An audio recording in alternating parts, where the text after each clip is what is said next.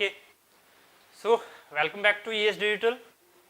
सो हम बात कर रहे हैं आज फ्रांसिस टरबाइन से रिलेटेड। तो फ्रांसिस टरबाइन में हमने कल जो देखा था वो बेसिकली हमने मेन कंपोनेंट की बात की थी, ठीक है। कैसे हम मैकेनिज्म को देखते हैं फ्रांसिस टरबाइन की, हमने ये बात की थी, ठीक है।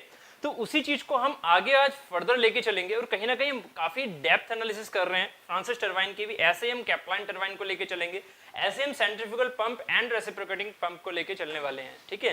डेप्थ में सारी नॉलेज आपको डेप्थ में ही मिलेगी, ठीक है, जिसकी बेसिस पर आपको चाहे ईएसई हो, चाहे गेट हो, चाहे पीएसयूज हो, कुछ भी किसी भी लेवल का एग्जाम क्यों ना हो, चाहे जेईई हो, कुछ भी हो, आप इजीली उसे टैकल कर सकते हैं। ऐसे क्वेश्चंस को आप इजीली कर सकते हैं, जो भी क्वेश्चंस आपको आने वाले हैं, ठीक है। इसीलिए इस वीडियो को लाइक, सब्सक्राइब एंड शेयर जरूर करें।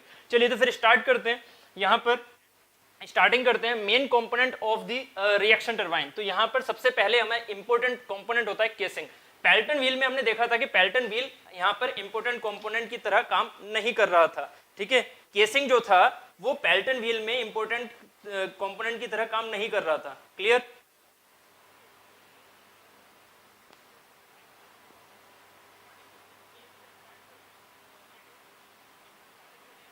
ओके, चलिए सबसे पहले बताइए यहाँ पर अभी वॉइस क्लियर आ रही है ना? वॉइस में कोई डिस्टरबेंस तो नहीं आ रहा? जल्दी से थम्स अप कीजिए, जल्दी से।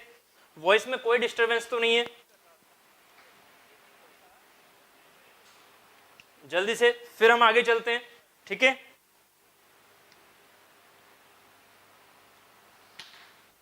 जल्दी से, कोई भी डिस्टरबेंस तो नहीं है वॉइस में? क्लियर है एकदम अच्छे से?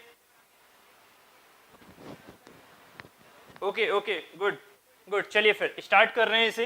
केसिंग की इंपॉर्टेंस ही है हमारे लिए फॉर द फ्रांसिस टरबाइन, क्योंकि हमें कहीं ना कहीं प्रेशर एनर्जी को यूज करना होता है इसमें। क्योंकि यहाँ पर मैंने कल आपको जो आपके पास बेसिक कॉन्सेप्ट था वो था कि हमारे पास एक जो हमारे पास हेड होता है, ठीक है, जिसे हम एच बोल देते हैं, जो हमारे पास पोटेंशियल हेड है, वो कहीं ना कहीं हमें कम मिलता है, तो डिस्चार्ज ज्यादा मिलता है, तो प्रेशर एनर्जी का हमें कहीं ना कहीं यूज करना होता है। उसके लिए केसिंग जरूरी है, क्योंकि हर जगह वो प्रेशर मेंटेन करते हुए चलेगा, ठीक है। साथ ही उसके बाद हमें stator, guide vane, fixed blade and wicket gates, इसका नाम बिकेट गेट्स भी होता है, जिसके बारे में हमने कल स्टडी कर ली थी, देख लिया था कि एक्चुअली में यहाँ पर कुछ पाथ होते हैं जिसके बेसिस पर वाटर इन करता है ऐसे, ठीक है। और यहाँ पर क्या होता है कि ये जो है ये एज ए नोजल की तरह भी काम करते हैं, पर नोजल मत बोलिएगा, यहाँ पर ये नोजल की तरह काम करते हैं, ठीक है। It acts like a nozzle, ठीक है। तो यहाँ पर क्या होगा कि ये जो आपके पास यहाँ पर एरिया, फ्लो एरिया जो है वो डिक्रीज होता हुआ दिख रहा है, और साथ ही ये जो आपके पास गाइड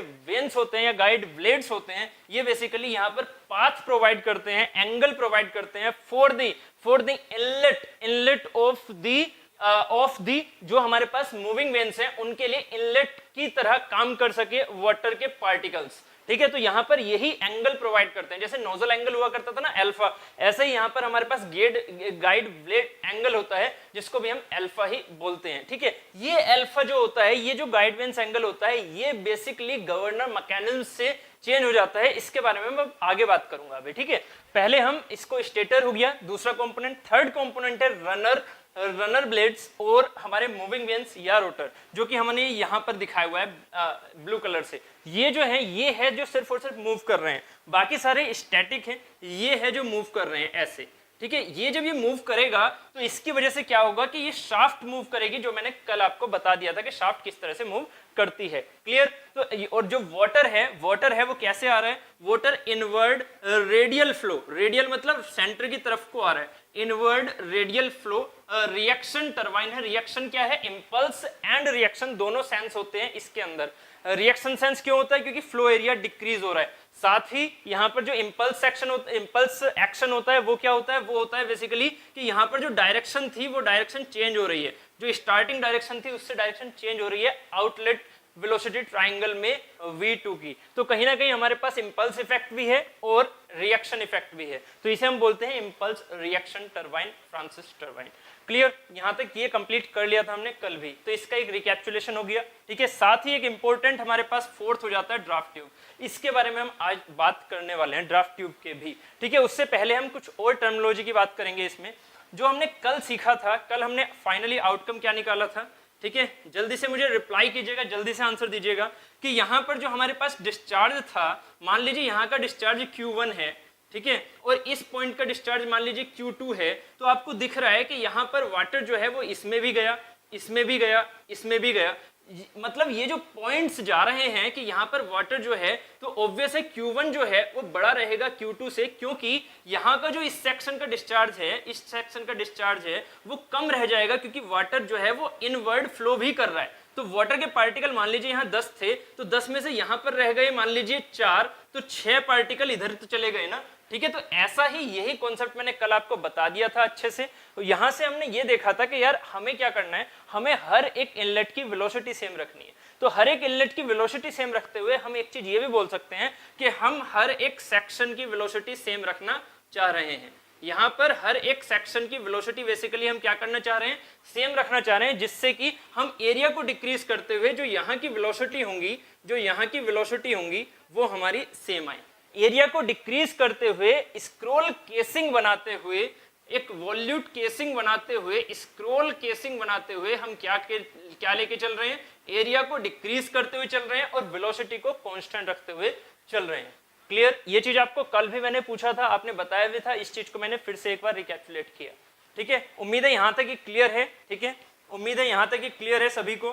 ठीक है, ये रिकैपिचुलेशन क्लियर है। ठीक है, अब थोड़ा सा आगे चलते हैं। ठीक है, उससे पहले आप जो ये मैंने वर्डिंग आपको कल समझाई थी, इनको लिख लीजिए जल्दी से एक लाइन में इस चीज को लिख लीजिए, जो हमने यहां पर कल बात की थी, इसको एक लाइन में लिख लीजिएगा। लिखेगा, द केसिंग इज स्पाइरल और scroll in shape, the casing is spiral और scroll in shape, the casing is spiral और scroll in shape, so that the water can enters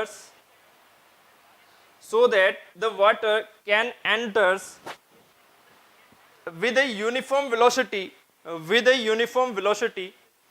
on the moving veins, with a uniform velocity on the moving veins, with a uniform velocity on the moving veins. ये मैंने कल आपको अच्छे से समझाने की कोशिश की भी थी, फिगर भी बनवाया था।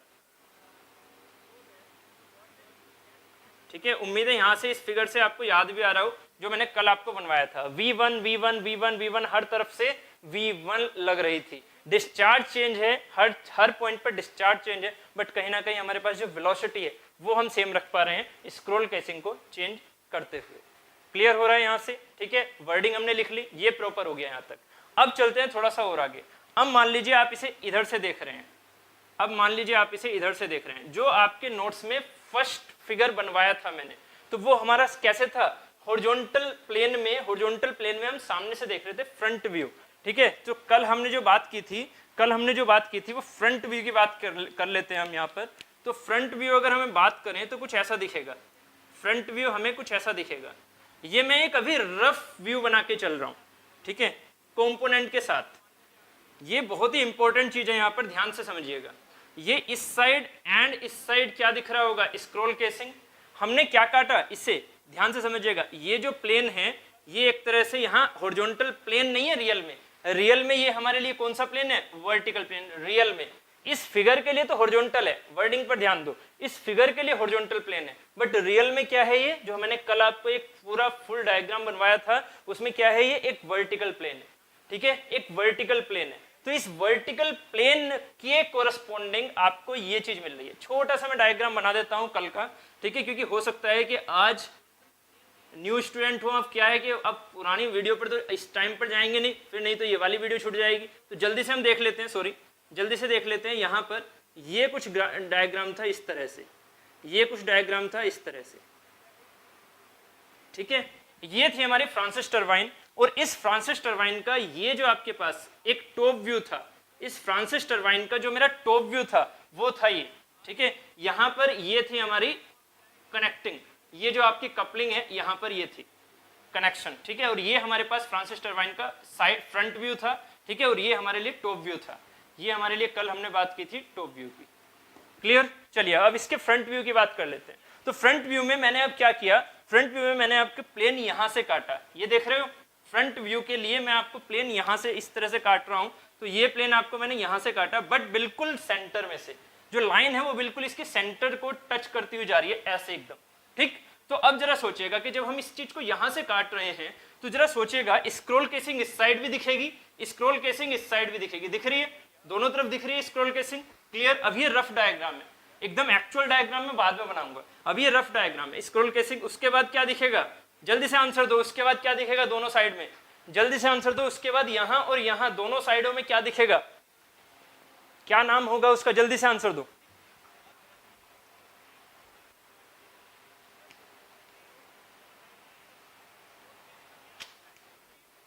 जल्दी से आंसर दीजिए। यहाँ एंड यहाँ, यहाँ जो आपको दिखने वाला है, पहले मैं ये तो क्लियर कर लूं कि आप जो सोच रहे हो, जैसा मैं सोच रहा हूं वैसा सोच भी रहे हो आप या नहीं, ठीक है। जल्दी से पहले क्लियर करो मुझे कि यहाँ पर ये इसका नाम क्या होगा जो ये दो सेक्शन में लेके चल रहा हूं अब, ये वाला एंड ये वाला बेसिकली, ठीक है। वेरी गुड गाइड वेंस या स्टेटर, वेरी गुड लवी जी, वेरी गुड सांगे जी, वेरी गुड, ठीक है। तो यहाँ पर आपको दिख रहा है कि ये क्या है, गाइड वेंस वाला सेक्शन दिख रहा है। जब आपने इसे कट किया तो आपको ये गाइड वेंस वाला सेक्शन दिख रहा है।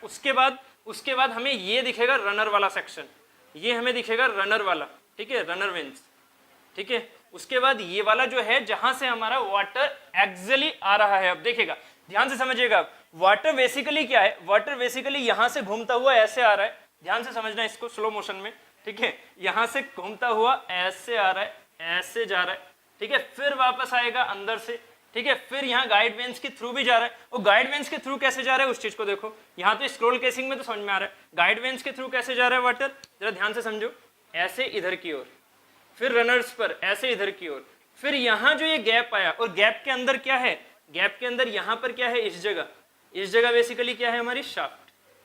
जिस शाफ्ट को हम कहाँ रनर की हेल्प से लेके चल रहे होते ऐसे, ठीक है। तो कहीं कहीं शाफ्ट ऐसे भी दिखा दी जाती है कि यहाँ बीच में क्या है, हमारी शाफ्ट ऐसे, ठीक है, तो उसमें कोई इश्यू नहीं है, ठीक है। यहाँ पर जो रनर वेंस हैं, तो यहाँ पर जो वाटर आ रहा है, तो मैं अभी इस चीज को यहाँ से हटा रहा हूँ, शाफ्ट को मैं ऊपर ही दिखा रहा हूँ, ठीक है। तो यहाँ से जो रनर वेंस है, उसके बाद जो एक गैप आ रहा है ना, इस गैप से वाटर इधर से ऐसे जाएगा, ऐसे ही यहाँ पर ऐसे आ रहा होगा वाटर, ऐसे आ रहा होगा, ऐसे आ रहा होगा, फिर यहाँ से वाटर कैसे जाएगा, ऐसे।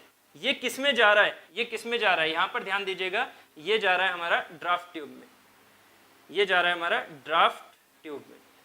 तो उम्मीद है अब इस फिगर से आपको थोड़ा सा वाटर का फ्लो समझ में आ रहा होगा, इस फिगर से आपको थोड़ा सा वाटर का फ्लो समझ में आ रहा होगा कि अगर मैं टोटल वाटर फ्लो की बात करूं तो वाटर के पार्टिकल्स ऐसे तो जा ही रहे हैं, बट जो पार्टिकल यहां पर हैं वो पार्टिकल ऐसे जा रहे हैं रेडियली इनवर्ड। तो रेडियली इनवर्ड मैंने एक वाटर पार्टिकल को लिया और देखा कि रेडियली इनवर्ड जा रहा है, बट ये रेडियली इनवर्ड क्या यहां से बिल्कुल ऐसे सीधा चला जा रहा है, नहीं, ये अपने जो कॉम्पोनेंट है उनके हिसाब से जा रहा है, ऐसे फ्लो करता हुआ, जिससे कि वो अपनी kinetic energy and pressure energy को किस में कन्वर्ट कर रहा है, मैकेनिकल एनर्जी में, रोटेशनल एनर्जी में, है ना। तो रोटेशनल एनर्जी के बाद ही वो यहाँ पर पहुंच रहा है, कन्वर्ट कराने के बाद, और फिर यहाँ पर आने के बाद उसकी एनर्जी बहुत ही कम है, ठीक है। बट कैसी है, अभी है, बिल्कुल वेलोसिटी है उसमें, ऐसा नहीं है कि वेलोसिटी जीरो हो गई, वेलोसिटी है उसमें। ये सारी चीजें भी हम आगे देखेंगे, वेलोसिटी का सेंस क्या होता है, ड्राफ्ट ट्यूब का मीनिंग क्या होता है, ड्राफ्ट ट्यूब ऐसे ही क्यों बना दी मैंने, ड्राफ्ट ट्यूब ऐसे क्यों नहीं बनाई, ये ड्राफ्ट ट्यूब मैंने ऐसे क्यों नहीं बनाई, ठीक है, ये ऐसे ही क्यों बनाया मैंने, उसके बारे में हम आगे डिस्कस करेंगे। तो अभी आपको पहले ये चीज समझनी है कि जो मैंने यहाँ पर आपको ये फ्रंट व्यू बनवाया, इस फ्रंट व्यू में क्या होता है, फ्रांसिस टरबाइन की जो मैथमेटिकल एनालिसिस होती है वो कैसे करते हैं, उसकी चीज को चलते हैं, उस चीज को समझते हैं। पहले यहाँ पर ये फिगर जल्दी से बना लीजिए, एक रफ व्यू इसका जल्दी से बना लीजिए, ठीक है।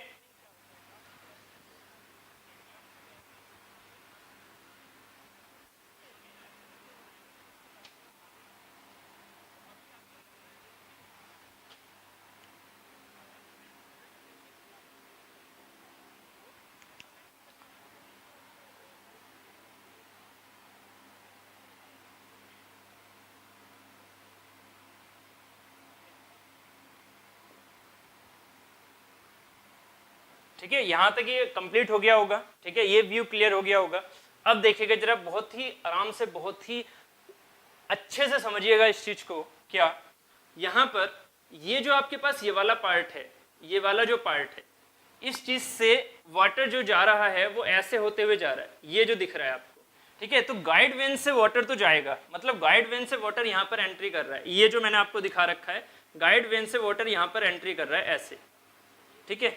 अब ये गाइड वेन से अगर वाटर एंट्री कर रहा है तो ऐसा तो नहीं है ना कि सिर्फ एक लाइन के साथ एंट्री कर रहा है, पूरे क्रॉस सेक्शन एरिया में एंट्री कर रहा है। इस चीज को, वर्ड को समझो मेरी, ठीक है, ये पूरे क्रॉस सेक्शन एरिया से एंट्री कर रहा है ना, ठीक है। अब ऐसा तो नहीं है कि एक ही प्लेन में होगा बस फ्रांसिस टरबाइन, ठीक है, उसका कुछ ना कुछ विड्थ भी होगा, ठीक है, उसका कुछ ना कुछ विड्थ भी होगा, ठीक है। तो यहाँ पर इस चीज को समझो कि अगर मैंने यहाँ पर इस चीज को B1 बोल दिया, विड्थ बोल दिया, कि ये मेरे पास इतनी विड्थ है उसकी, ठीक है, ठीक, ये हमारे पास इतनी विड्थ है उसकी, ठीक है, यहाँ पर ये जो चीज लिख ली, ठीक है। तो अगर मैं आपसे कहता हूं, ध्यान से समझिएगा, अगर मैं आपसे कहता हूं कि जो हमारे पास ये विड्थ है, इसे मैं B1 बोल रहा हूं, जो कि हमारी इनलेट पर रनर वेंस के इनलेट की विड्थ है, और रनर वेंस के आउटलेट की विड्थ को यहाँ पर देखिएगा, इस साइड से यहाँ से वाटर ऐसे भी आ रहा होगा, अगर मैं यहाँ पर दिखाता हूं तो यहाँ पर भी ऐसे दिखेगा आपको, ऐसे आते हुए वाटर पार्टिकल्स और ऐसे आते हुए, मतलब पूरी विड्थ के थ्रू दिखेंगे वो, ठीक है। यहाँ की मैं विड्थ बोल रहा हूँ आपको, मान लीजिए B2,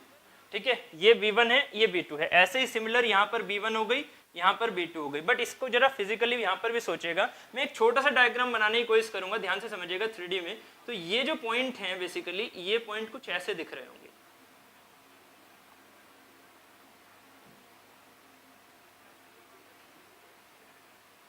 ठीक है, ये पॉइंट कुछ ऐसे दिख रहे होंगे यहाँ पर,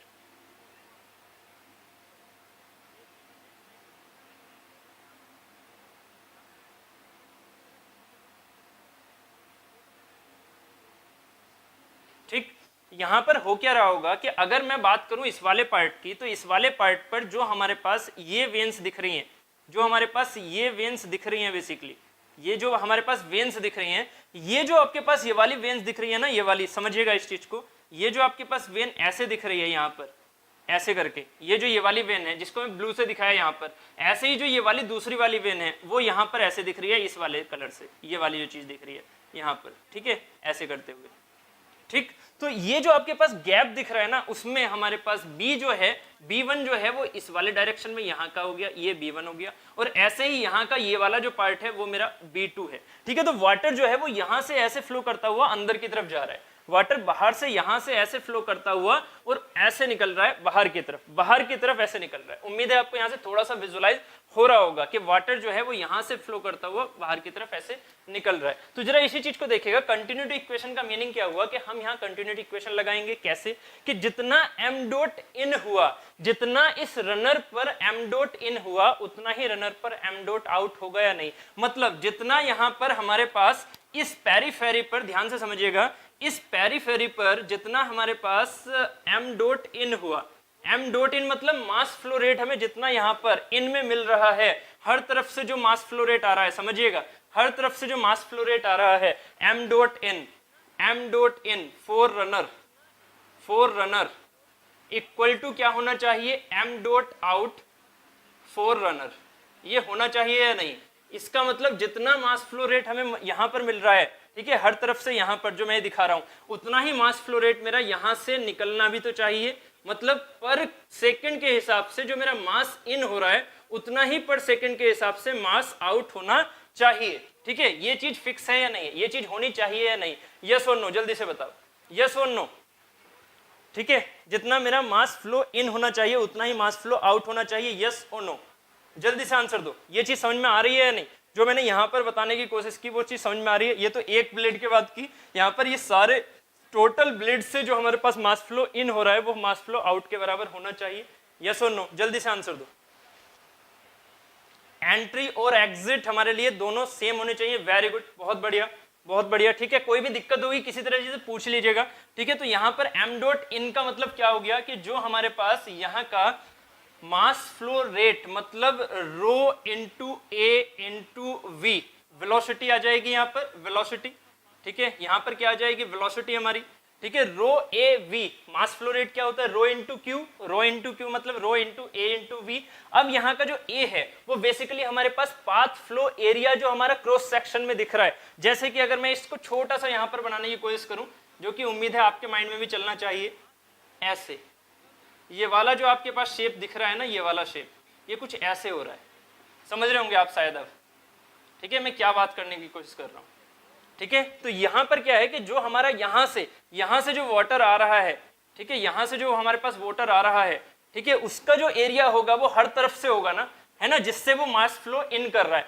और मास फ्लो आउट कहां पर हो रहा होगा, यहां पर। मास फ्लो आउट कहां पर हो रहा होगा, इस वाले एरिया में, यहां पर, ठीक है। मास फ्लो आउट कहां हो रहा होगा, इस वाले एरिया से ऐसे ऐसे आ रहा होगा।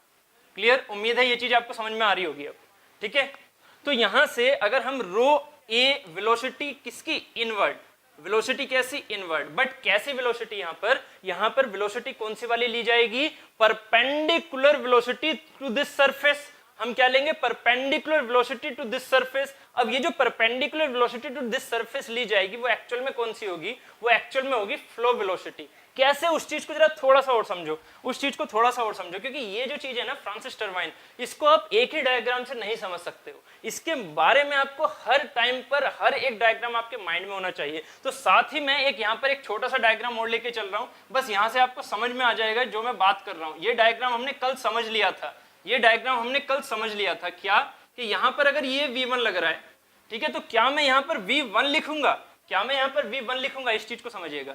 यहाँ पर मैं क्या लिखूंगा, इस चीज को देखिएगा कि ये V1 हुआ, ये हमारे पास VR1 हुआ, और ये मेरे पास हुआ VF1, ठीक है, ये हुआ मेरे पास U1, एंड ये हुआ टोटल हमारे पास VW1। इसकी बात हमने कल कर ली थी।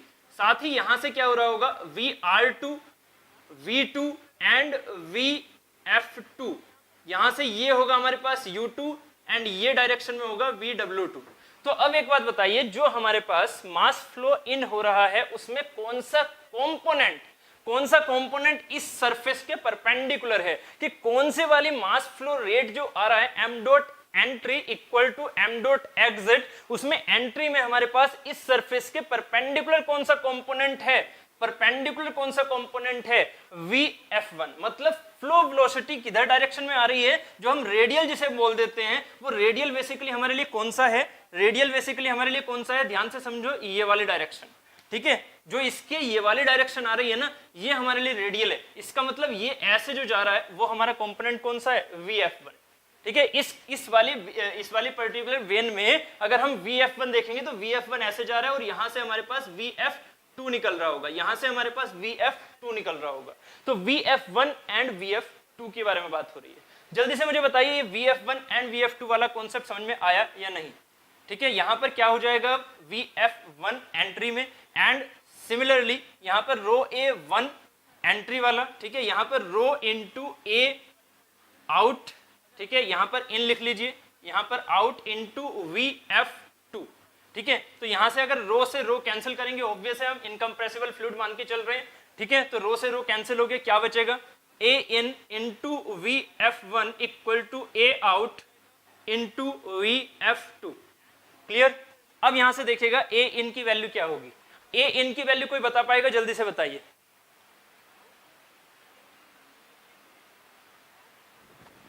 नहीं कृतिन जी, यहां पर कोई भी वाटर स्टोरेज वाला हिसाब नहीं चलेगा, ठीक है, यहां पर वाटर स्टोरेज वाली बात नहीं हो रही है, ठीक है। यहां पर जितना m डॉट इन हुआ, इसके परपेंडिकुलर डायरेक्शन से जितना हम देख पा रहे हैं कि m डॉट जितना इन हो रहा है उतना ही m डॉट आउट भी होगा। यहां पर कोई भी वाटर स्टोरेज वाली बात नहीं चलेगी, ठीक है, क्योंकि यहां पर हमेशा फ्लो हो रहा है, ठीक है, यहां पर हमेशा फ्लो हो रहा है वाटर। क्लियर, ठीक है।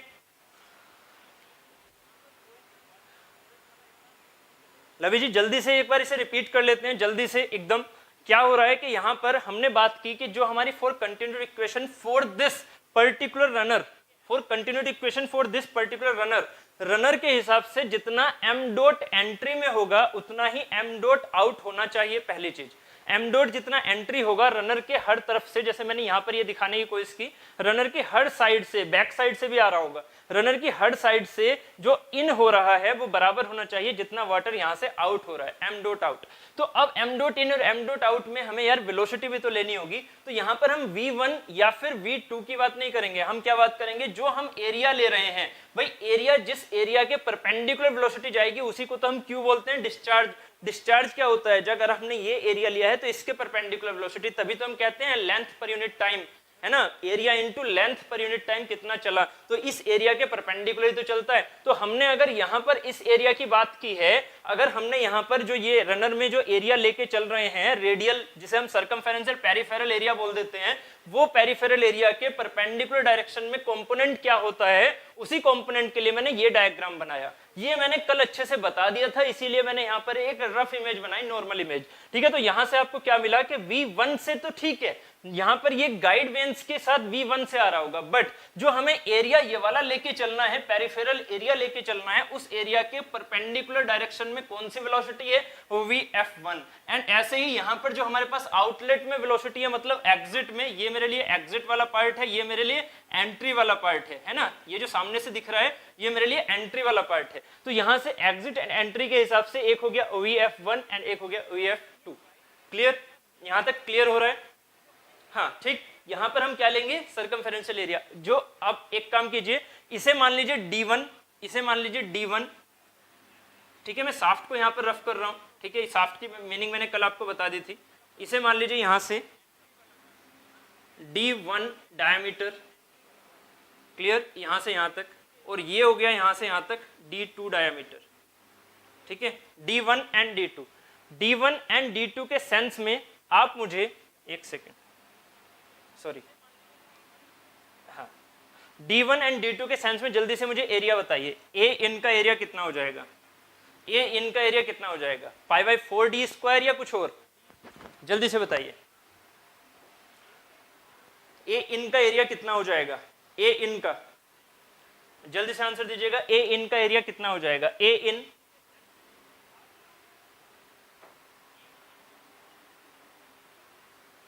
ए इन पाई D1 इंटू B1, पाई D1 सर्कमफेरेंस की जो हमारे पास लेंथ आ रही है वो इंटू B1 जो हमारे पास उसकी ब्रेथ है या हाइट है या विड्थ है। ठीक है, ठीक, क्लियर। तो pi D1 into V1 into Vf1 equal to, यहां से आउट के लिए क्या हो जाएगा, पाई D2 V2 इंटू Vf2। ठीक है, यहां से ये चीज हमारे पास मिली। ठीक है, यहां से हमें ये चीज हमारे पास मिली, क्लियर, ये चीज हमें मिल गई। ठीक, अब यहां से अगर हम और थोड़ा सा देख लें तो D1 into V1 into Vf1 equal to D2 into V2 into Vf2। ये फ्रांसिस टर्बाइन के लिए इंपॉर्टेंट कैरेक्टरिस्टिक्स हम इजाद करने वाले हैं कि क्या होता है एक्चुअली फ्रांसिस टर्बाइन के लिए, हम कैसा मान के चलते हैं। ठीक है, तो यहां से अब एक चीज और देखनी है आपको, यहां से अब ये रिलेशन आ गया। ठीक है, ये रिलेशन आ गया, फाइनली इस रिलेशन को यहां तक उतारिए। ठीक है, इस रिलेशन के बाद के आगे की बातें अभी हम करते हैं, पहले जल्दी से इसे कॉपी कीजिए। डन हो गया, जल्दी से कॉपी कीजिए, हम आगे चलते हैं फिर। ठीक है,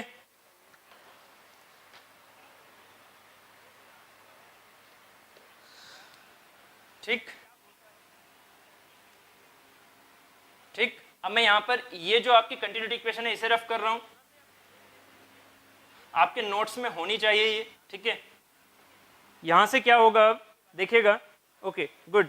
ठीक है, देखिएगा यहां से कि अगर मैं आपसे कहता हूं कि आपकी जो डिजायरेबल हमारे लिए जो जरूरत वाली चीजें हैं वो अगर हम देखते हैं कि जो हमारे पास एक कर्व वेन है, उस कर्व वेन पर इंटरनल जो फोर्सेस लग रहे हैं वो हमारे जीरो होने चाहिए। इंटरनल फोर्सेस मीन कि जो हमारे शाफ्ट पर फोर्सेस प्रोड्यूस हो वो बेंडिंग नेचर ना लेके आए। इसका मतलब हमारे पास जो Fy लग रहा है इस कर्व वेन पर, इस कर्व वेन पर जो Fy लग रहा है, मतलब जो इंटरनल फोर्सेस लग रहे हैं। जैसे कि अभी एक सिंपल सी बात कीजिएगा, यहां पर इस कर्व वेन पर आप ये वाला फोर्स तो लेके आना चाहोगे ना, F टेंजेंशियल वाला तो लेके आना चाहोगे, बिल्कुल, मतलब आप इस डायरेक्शन में तो इसे लेके आना चाहोगे फोर्स, यही तो आप क्रिएट करते हो, यही तो आप Fx वाला फोर्स क्रिएट करते हो ना, आपको याद होगा टेंजेंशियल डायरेक्शन में Fx को क्रिएट करते हो तभी तो ये मूव करती है। बट क्या आप यहाँ पर Fy को क्रिएट करना चाहोगे, क्या आप यहाँ पर Fy को क्रिएट करना चाहोगे, यस और नो?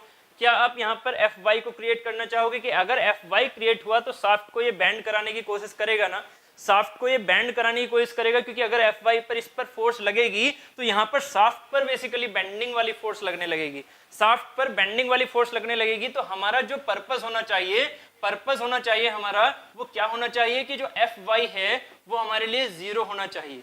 जो पर्पस होना चाहिए हमारे लिए, ठीक है, वो हमारे लिए Fy की वैल्यू जीरो होनी चाहिए। अगर मैं इसे कहूं actual design requirement, actual design requirement में अगर मैं बात करूं तो ये हमारे लिए एक बेसिक फंडा होगा कि Fy की वैल्यू जीरो होनी चाहिए। ठीक है, तो Fy की वैल्यू जीरो होने के लिए जरा इस चीज को देखिएगा कि हम अगर यहाँ पर एफ वाई की वैल्यू जो वर्टिकुलर जो हमारे पास पर्टिकुलर वाई डायरेक्शन में जो हमारे पास हमने वाई डायरेक्शन किसे माना है, इस डायरेक्शन में जिसमें we F one and we F to work कर रहा है, ठीक है। तो यहाँ पर क्या होगा, एफ वाई की वैल्यू कैसे निकालते हैं, इसीलिए मैंने कहा है चैप्टर 1 को कभी भूलिएगा मत। इनिशियल मोमेंटम पर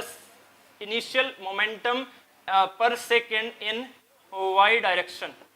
वाई डायरेक्शन मेरी कौन सी है, ये वाली। वाई डायरेक्शन मेरी कौन सी है, ये वाली, ठीक है। एक्स ये वाली है, वाई ये वाली है, ठीक है। वाई ऐसे वाली है, एक्स ऐसे वाली है, ठीक है। ये एक्स वाली है, ये वाई वाली है। उम्मीद है आपको यहाँ से क्लियर हो रहा होगा जो मैं यहाँ पर फिगर बनाया ये, ठीक है। तो in Y direction minus final momentum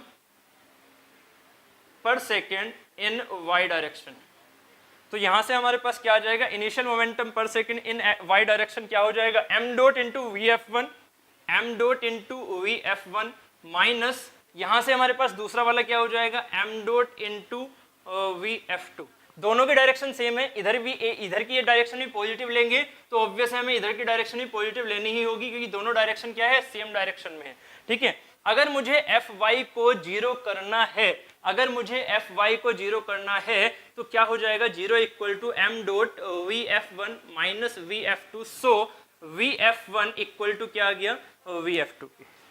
so V F one बराबर आया वी एफ टू के। यही मेरी रिक्वायरमेंट होती है फ्रांसिस टरबाइन के लिए, ठीक है। यही मेरी रिक्वायरमेंट होती है फ्रांसिस टरबाइन के लिए। तो मैं अब ये चीज आपने इसके नीचे लिखनी है, ये चीज आपने इसके नीचे लिखनी है, ठीक है। तो यहां से d1 v1 vf1 equal to d2 v2 vf2 कहां से आया था, कॉन्टिन्यूटी इक्वेशन से। कॉन्टिन्यूटी इक्वेशन से हमारे पास ये आउटकम निकल के आया था। और दूसरा हमने क्या देखा कि हमारी एक्चुअल रिक्वायरमेंट क्या होनी चाहिए, एफ वाई जीरो। इसका मतलब हमारे पास क्या निकल के आया, V F one equal to V F two. So ये अगर हम इसमें पुट करें, ये इक्वेशन 1 है, ये इक्वेशन 2 हो गई, 2 को 1 में पुट करेंगे तो क्या आएगा हमारे पास आउटकम, हमारे पास आउटकम आएगा d1 v1 equal to d2 v2, d1 v1 equal to d2 v2। अब मुझे कोई ये बता पाएगा b1 एंड b2 में क्या रिलेशन होगा, b1 एंड b2 में क्या रिलेशन होगा। आप सोचिए इस चीज को, मैं यहाँ पर आंसर दे रहा हूँ, ध्यान से समझिएगा कि यहाँ पर अगर मैं d1 की बात करूँ तो d1 हमारे लिए बड़ा है, d1 हमारे लिए बड़ा है, तो d1 is greater than d2 है। यहाँ पर इसमें जो हमने फॉर्मूला डिराइव किया उसमें साफ दिख रहा है d1 is greater than d2। ये हमारे लिए 2 पार्ट है, ये हमारे लिए 1 पार्ट है, ठीक है। इनलेट वाला पार्ट 1 है, 2 वाला एग्जिट पार्ट है। तो d1 is greater than d2। सो यहां से साफ दिख रहा है आपको, अगर मैं यहाँ d1 को d2 से बड़ा करूंगा तो मुझे b1 को छोटा करना होगा b2 से, b1 को छोटा करना होगा b2 से। क्यों, क्योंकि फ्रांसिस टरबाइन में आउटकम क्या है कंटिन्यूटी इक्वेशन के हिसाब से, d1 b1 equal to d2 b2, d1 b1 equal to d2 b2। Clear, ठीक। उम्मीद है यहां तक ये समझ में आ गया होगा, उम्मीद है यहां तक ये समझ में आ गया होगा, ठीक है।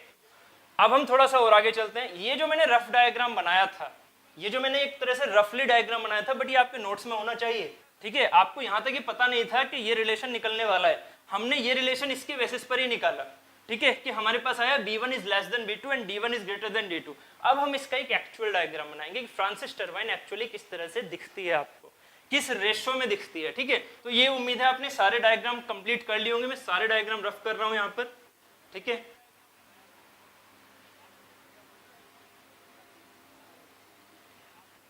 आउटकम क्या है हमारे पास, d1 बड़ा है d2 से, ये तो हमें पता है। तो हमारे पास आउटकम आया b1 should be less than b2। तो हमारे पास अब ये डायग्राम ऐसे आएगा, ध्यान से समझिएगा। ये मेरा क्या है, फ्रंट व्यू है, ये मेरा फ्रंट व्यू है। तो इधर स्क्रॉल केसिंग बड़ी है, तो मैं स्क्रॉल केसिंग यहाँ ऐसे दिखा रहा हूँ बड़ी, ठीक है। इधर स्क्रॉल केसिंग छोटी है तो ये दिखा रहा हूँ, ये वाला पार्ट दिख रहा है ना। स्क्रॉल केसिंग का एरिया छोटा जा रहा है तो एरिया यहाँ पर छोटा हो रहा है, यहाँ एरिया बड़ा है तो ये बड़ा हो गया। वो मेरा रफ डायग्राम था, अब इससे हम यहाँ पर एक्चुअल डायग्राम की बात कर रहे हैं, ठीक है। ऐसे चलेगा ये,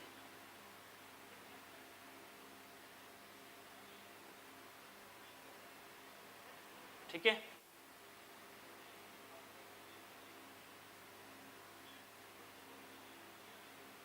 ठीक, ये चीज चलेगी कुछ इस तरह से। कैसे, थोड़ा सा और ध्यान देखो दो इस पर, ठीक है। यहाँ पर ये जो आपके पास यहाँ और ये जो आपके पास यहाँ, ये है आपके पास गाइड वेंस, इसे आपने बोल दिया गाइड वेंस, ठीक है। और गाइड वेन से हमारे पास ये हुआ हमारे पास गाइड वेन, ठीक है।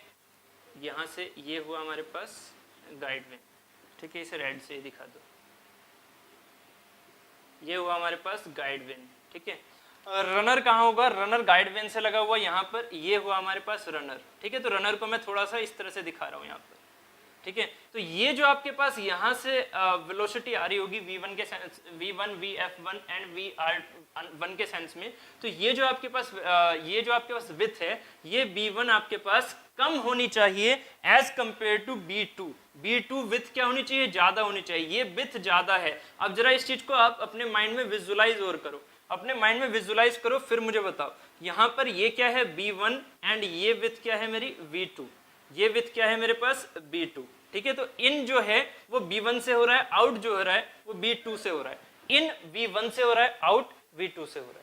यहाँ पर आपको उम्मीद है समझ में आ रहा होगा कि जो हमारे पास ये जो गाइड वेन्स के थ्रू हम यहाँ पर ये जो आगे की तरफ फ्लो करा रहे हैं, उस गाइड वेन के हिसाब से यहाँ पर इनलेट एरिया उसका कम होता है, जबकि आउटलेट एरिया उसका बढ़ता है। इनलेट से आउटलेट ऐसे कर्व जा रहा होता है, ध्यान से समझो, इनलेट से आउटलेट ऐसे कर्व जा रहा होता है वेन्स का, ठीक है। हमारे पास रनर वेन्स इस तरह से बन रही होती है, ये हमारा क्रॉस सेक्शन भी हो गया, ठीक है। तो यहाँ पर अगर मैं इसे लेके चलता हूँ तो ये मेरे लिए क्या काम कर रहा है, D1 का, ये मेरे लिए है D1, ठीक है, यहाँ से यहाँ तक का, ठीक है, और ये मेरे लिए है D2, ठीक है। और इसमें कहीं ना कहीं शाफ्ट को भी हम दिखा सकते हैं, ये लग रही है यहाँ पर शाफ्ट, जो कि इससे टच नहीं हो रही है, हम यहाँ पर इस शाफ्ट को ऐसे दिखा सकते हैं, ठीक है, ये शाफ्ट यहाँ पर ऐसे लग रही है। अब उम्मीद है यहाँ से क्लियर हो रहा है, जल्दी से रिप्लाई कीजिए, ये चीज समझ में आ रही है या नहीं, जल्दी से रिप्लाई कीजिए, ये चीज समझ में आई या नहीं, ठीक है। ये उस साइड में है, ये एंट्री साइड है, ये उस साइड है, एग्जिट साइड नहीं बोलूंगा उसे, पता लगा एग्जिट करा दो यहाँ से वाटर, एंट्री साइड मतलब ये वाला साइड, और ऐसे ये वाला जो पार्ट है यहाँ का दिख रहा है, ठीक। जल्दी से मुझे बताइए क्लियर हुआ या नहीं, वेरी गुड लवी जी, जल्दी से सभी प्लीज बताइए जल्दी से क्लियर हुआ या नहीं, ठीक है, क्लियर है सारे कॉन्सेप्ट यहाँ पर, ठीक है। अब थोड़ा और आगे चलें, ठीक, गुड, निवेश जी, सांग्या जी, वेरी गुड, चलिए फिर आगे चलते हैं। ओके कृतन जी, ठीक है, यहां तक इसे जल्दी से नोट डाउन कीजिए, ठीक है।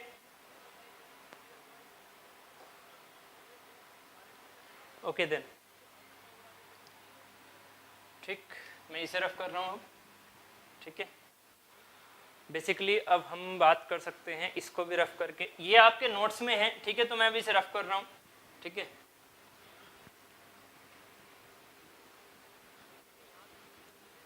जब अब ड्राफ्ट ट्यूब की बात करेंगे तब इसकी कहानी को देख लेंगे फिर से, ठीक है।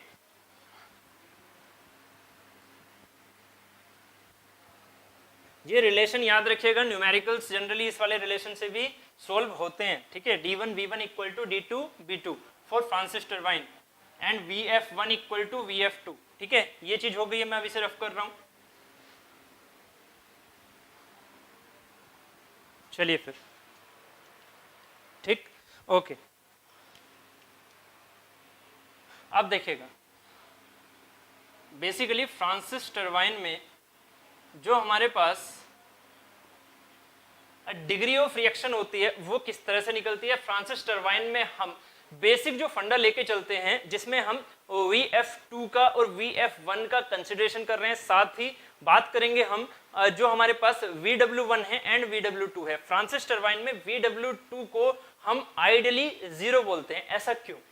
फ्रांसिस टर्बाइन में VW2 को हम आइडियली 0 बोलते हैं, ऐसा क्यों? तो हम स्टार्टिंग से चल के लास्ट तक पहुंचेंगे, आप समझिएगा इस चीज को। ये मैंने आउटकम बताया आपको, बट हम ऐसा क्यों करते हैं, वहीं से फ्रांसिस टर्बाइन की ब्यूटी को समझते चलिएगा, ठीक है। तो देखिएगा, जब हम बात करते हैं यहाँ पर एक पर्टिकुलर वेन के बारे में बात करूं, ठीक है, एक पर्टिकुलर वेन के बारे में बात की हमने, ये हमारे लिए हो गया V1, ये हो गया हमारे लिए VR1, ये हो गया VF1, ठीक है, ये हुआ यहाँ पर U1, ये टोटल हो गया VW1, ठीक है, ये टोटल हो गया VW1। यहाँ से ये हुआ VR2, ये हुआ V2 एंड ये हुआ VF2, यहाँ से ये हुआ U2 एंड इस साइड डायरेक्शन में हुआ VW2।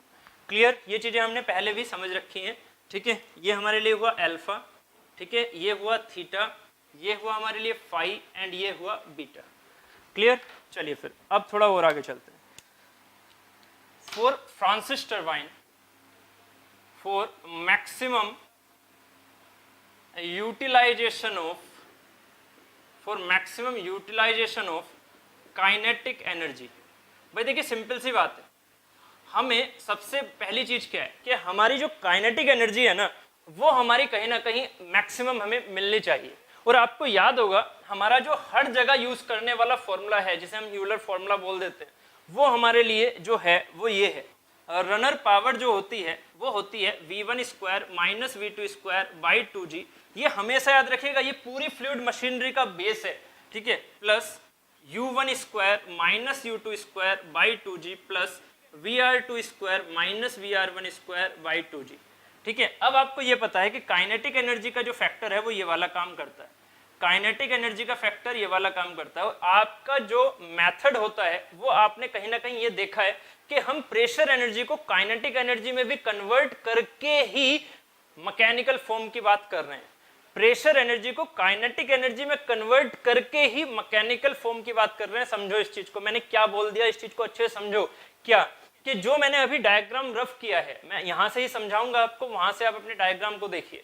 क्या है कि जो मैंने डायग्राम अभी रफ किया है उसमें एक चीज देखिए आपने, इनलेट पहले गाइड वेन से हमने प्रेशर एनर्जी को काइनेटिक में कन्वर्ट करने की कोशिश की, तो इसका मतलब क्या हुआ, काइनेटिक एनर्जी का यूज किया हमने गाइड वेन्स में पार्शियली कन्वर्जन में। उसके बाद क्या हुआ कि आपने इंपल्स, याद होगा इंपल्स काइनेटिक की वजह से आ रहा है एंड रिएक्शन आ रहा है प्रेशर की वजह से, बट वो जो प्रेशर वाला इफेक्ट है वो कहीं ना कहीं काइनेटिक में कन्वर्ट होता हुआ जा रहा है ना, वेलोसिटी बढ़ती जा रही है, वेलोसिटी बढ़ती जा रही है, वेलोसिटी बढ़ती जा रही है, बट वेलोसिटी जो बढ़ रही है प्रेशर एनर्जी का यूज किस पर कर रहे हैं हम, सॉलिड पार्टिकल जो है वो एक्शन लगा रहे हैं वाटर पर। वर्डिंग को ध्यान से समझते रहिएगा, सॉलिड पार्टिकल एक्शन लगा रहे हैं वाटर पर, तो वाटर रिएक्शन लगा रहा है सॉलिड पार्टिकल पर। ये मैंने कल आपको समझाया था। इसका मतलब क्या हो रहा है कि जो प्रेशर एनर्जी हमारे पास थी उसको हम स्मॉल टाइम के लिए काइनेटिक में कन्वर्ट कर रहे हैं, और वही काइनेटिक एनर्जी किस में कन्वर्ट हो रही है हमारी, वही काइनेटिक एनर्जी किस में कन्वर्ट हो रही है, रोटेशन में।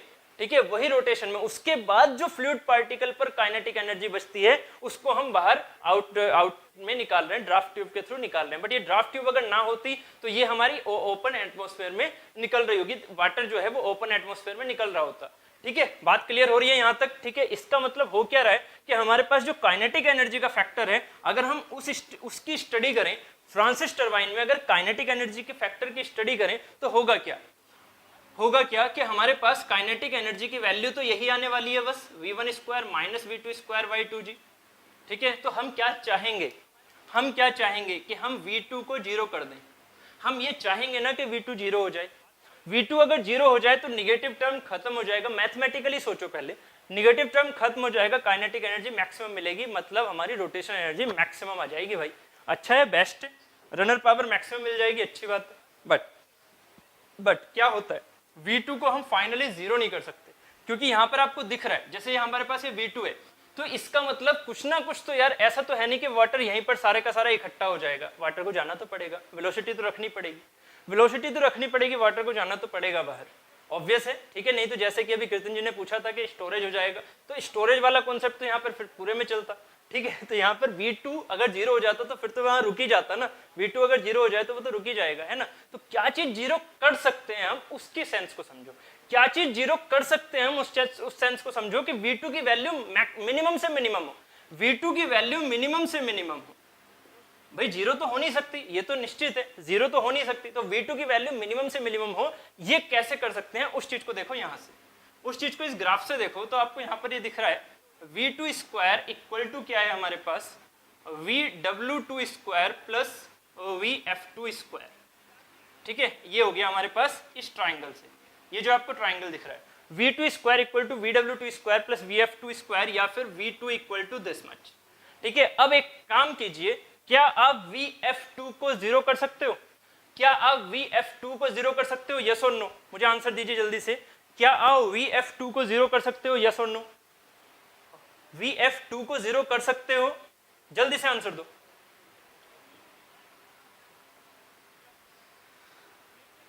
और अगर इसे जीरो नहीं कर सकते तो किसी और को जीरो कर सकते हो तो भी बताओ, अगर इसे जीरो नहीं कर सकते या फिर जीरो कर सकते हो तो आंसर दो, या vw2 को आप जीरो कर सकते हो तो आंसर दो, जल्दी से आंसर दो मुझे। ठीक है, फिर हम आगे चलें, ठीक, क्योंकि इससे मुझे आइडिया लग जाएगा कि हाँ आप मेरे साथ हैं और कहीं ना कहीं इस चीज को सोच रहे हैं। वेरी गुड अवधेश जी, बहुत बढ़िया, ठीक है। मानता हूं कि थोड़े आंसर लैग कर जाते हैं, ठीक है, आंसर बेसिकली क्या, वीडियो ही लैग कर जाती है, ठीक है। चलिए जल्दी से आप आंसर दीजिए, जल्दी से सभी आंसर दीजिए इसका, जल्दी से। वेरी गुड, नो नो, ठीक ठीक, वेरी गुड, ठीक है। इसका मीनिंग क्या हुआ, मीनिंग क्या हुआ कि Vf2 तो यहां से जाना ही चाहिए, कुछ ना कुछ तो आउटकम वेलोसिटी होनी चाहिए, बट अब Vw2 को जीरो कर सकते हो, आप Vw2 को जीरो कर सकते हो, मतलब मैं इस कर्व वेन का एंगल ऐसा लेके चलूं कि इसमें जो आउटकम वेलोसिटी है वो V2 ही मेरी Vf2 हो जाए। मतलब जो मेरे पास बीटा है ना, वो मेरा बीटा क्या हो जाना चाहिए, बीटा क्या हो जाना चाहिए, जल्दी से आंसर दो, आप पहले आंसर दो, ठीक है, आप पहले आंसर दो, ठीक। मैं आपको यहां पर आंसर लिख रहा हूं क्योंकि बार बार हम टाइम नहीं लगा सकते हैं आपके आंसर्स देखने में। तो बीटा की वैल्यू क्या हो जाएगी यहां पर 90 डिग्री, बीटा की वैल्यू क्या हो जाएगी यहां पर 90 डिग्री। इसका मतलब ये जो V2 है वो Vf2 की डायरेक्शन में ही निकल जाए। ऐसी कर्व वेन्स हम लेके चलें, ऐसी कर्व वेन्स लेके चलें कि हमारे पास ये जो बीटा है वो 90 डिग्री की तरह काम करे वहां पर। और जो मेरा वेलोसिटी ट्रायंगल है, जो मेरा वेलोसिटी ट्रायंगल है, तो फ्रांसिस टरबाइन के लिए जो वेलोसिटी ट्रायंगल होता है, हमेशा ध्यान रखिएगा, फ्रांसिस टरबाइन के लिए जो वेलोसिटी ट्रायंगल होता है वो ये होता है, इनलेट तो सेम बनता है, इनलेट तो सेम बनता है, ठीक है, इनलेट तो सेम बनेगा, बट आउटलेट में चेंज आ जाता है अल्फा थीटा, आउटलेट ट्राइंगल में चेंज आ जाता है, क्या हो जाता है Vr2 and this is V2 which is equal to Vf2, this is V2 which is equal to Vf2 and this much is U2, ठीक है। यहां पर Vw2 क्या हो गया 0, ठीक है, और एंगल ये वाला कितना बन गया हॉरिजॉन्टल से ऐसे, ये वाला एंगल कितना बन गया, बीटा की वैल्यू 90 डिग्री, ठीक है, और ये हमारे लिए क्या होता है फाई, ठीक। तो ये हमारे पास वेलोसिटी ट्रायंगल का आउटलेट ट्रायंगल होता है, आउटलेट वेलोसिटी ट्रायंगल होता है, हमारा एग्जिट वेलोसिटी ट्रायंगल हो जाता है ये वाला। तो यहां से हमारे पास एक चीज निकल के आती है, बीटा इक्वल टू 90, इसका मतलब V2 जो है वो ऐसे जा रहा है, तो इसे हम बोलते हैं कि ये जो एग्जिट वेलोसिटी है वो रेडियली जा रही है, ठीक है। तो ये हमारे क्या हुआ, ये हमारे लिए रेडियल डिस्चार्ज हुआ, ये हमारे लिए क्या हुआ, रेडियल डिस्चार्ज हुआ, ठीक है। ये हमारे लिए बेसिकली हम क्या बोलेंगे इसे कि रेडियल फ्लो हो रहा है इसका आउटलेट पर, एट आउटलेट, ठीक है, या एग्जिट, ठीक है। तो यहां से आपको समझ में आ रहा होगा कि हमने क्या कर दिया, यहां से V2 को Vf2 के बराबर ले लिया, V2 को Vf2 के बराबर ले लिया। उम्मीद है अब यहां तक ये समझ में आ गया होगा आपको कि हमारी जो फ्रांसिस टरबाइन में होती है उसमें V2 Vf2 के बराबर लिया जाता है, क्योंकि हमें यहाँ पर काइनेटिक एनर्जी मैक्सिमम अचीव करनी होती है, और मैक्सिमम अचीव करने के लिए हम Vw2 को 0 रखेंगे इस फॉर्मूले के अकॉर्डिंग। और इस फॉर्मूले में अगर Vw2 0 हो गया तो V2 मिनिमम हो जाएगी, V2 मिनिमम हो जाएगी, और V2 मिनिमम कितने के बराबर होती है, Vf2 के बराबर। तो ये हमने यहाँ पर रखा, हमें काइनेटिक एनर्जी क्या मिल जाएगी, अब काइनेटिक एनर्जी हमें मैक्सिमम मिल जाएगी, इसके कोरस्पॉन्डिंग काइनेटिक एनर्जी मैक्सिमम मिलेगी, तो रनर पावर हमें मैक्सिमम मिलेगी। फिर क्लियर, ऐसा नहीं है कि इसमें ये वाले पार्ट कंट्रीब्यूट नहीं करेंगे, बिल्कुल करेंगे, बट हमें कहीं ना कहीं इसके थ्रू लेके चलना है चीजों को, ठीक है। तो ये चीज हो गई काइनेटिक एनर्जी के सेंस में, ये चीज हो गई फाइनल, ठीक है, आउटकम क्लियर हो गया, ठीक है। यहां तक सबको समझ में आया है, कोई भी दिक्कत होगी तो बताइएगा, ठीक है। बाकी मैं इसे अभी रफ कर रहा हूँ, ठीक है, कोई भी दिक्कत होगी तो very good, 90 degree, very good, ठीक है, बहुत बढ़िया। चलिए फिर, तो यहां तक हमने बेसिकली V2 का कोरस्पॉन्डिंग जो वैल्यूज हैं उनके बारे में बात कर ली, ठीक है।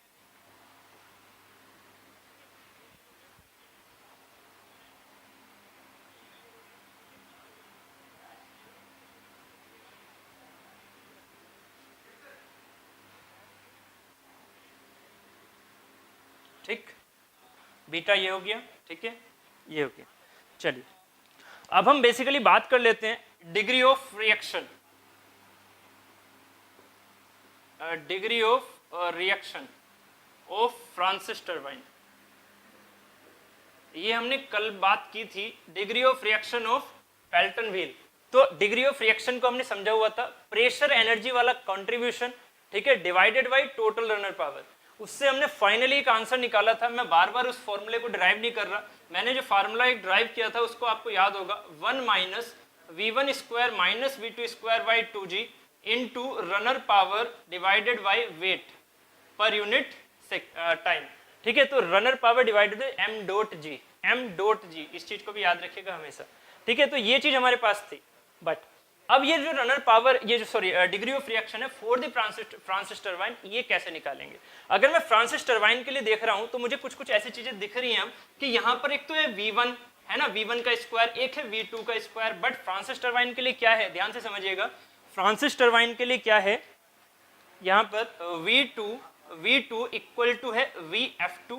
और अभी हमने देखा था फ्रांसिस टरबाइन में क्या था, क्योंकि यहाँ पर D1 B1 equal to D2 B2 के टाइम पर हमने Fy इक्वल टू 0 रखा था, तो हमने ये भी देखा था VF1 बराबर है VF2।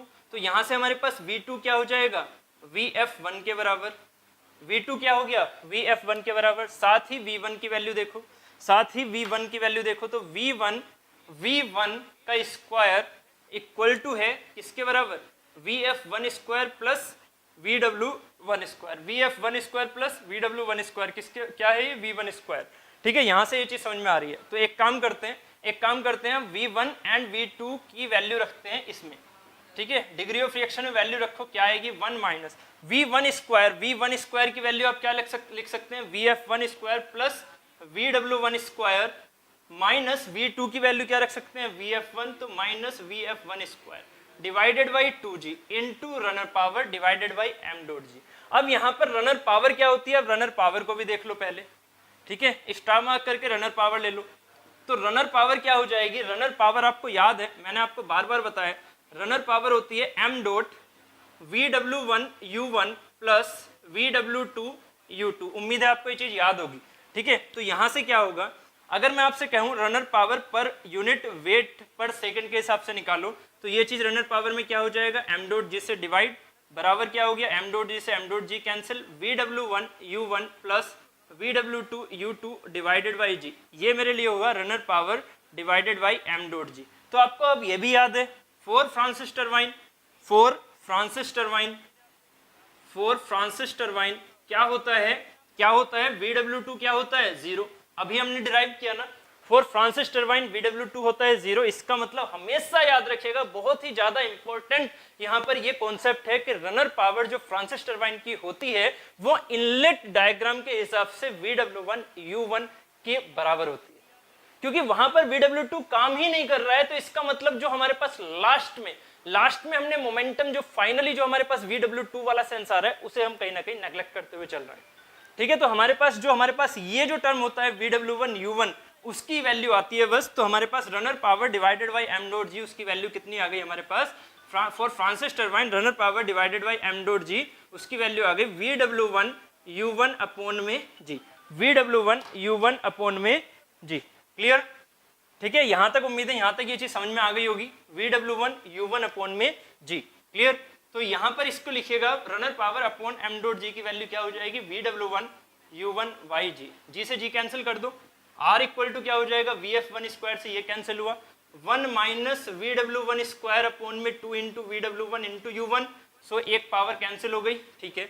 R equal to 1 minus VW1 upon 2 U1, ये फॉर्मूला याद रखिएगा, ये फॉर्मूला डायरेक्टली यूज हो जाता है आपके क्वेश्चंस में डिग्री ऑफ रिएक्शन निकालने के लिए फॉर द फ्रांसिस टरबाइन की डिग्री ऑफ रिएक्शन निकालने के लिए हम जनरली इस फॉर्मूले को यूज करते हैं। इस फॉर्मूले को हम अल्फा एंड थीटा के साथ भी यूज करते हैं, वो चीज मैं अभी बताता हूं आपको। पहले यहां तक इसे नोट डाउन करो, जल्दी से बताओ यहां तक समझ में आया, सभी को क्लियर है, जल्दी से बताओ क्लियर है यहां तक, आगे चले फिर,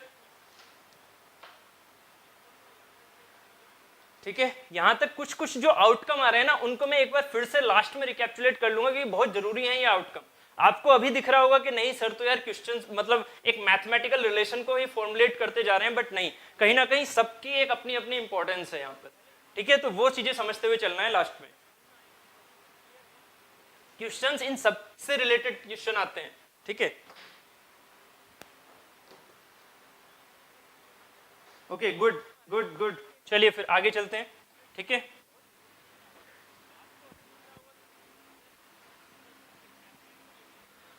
ठीक, हमारे पास डिग्री ऑफ रिएक्शन की वैल्यू आ गई 1 माइनस VW1 अपॉन 2U1, ठीक है।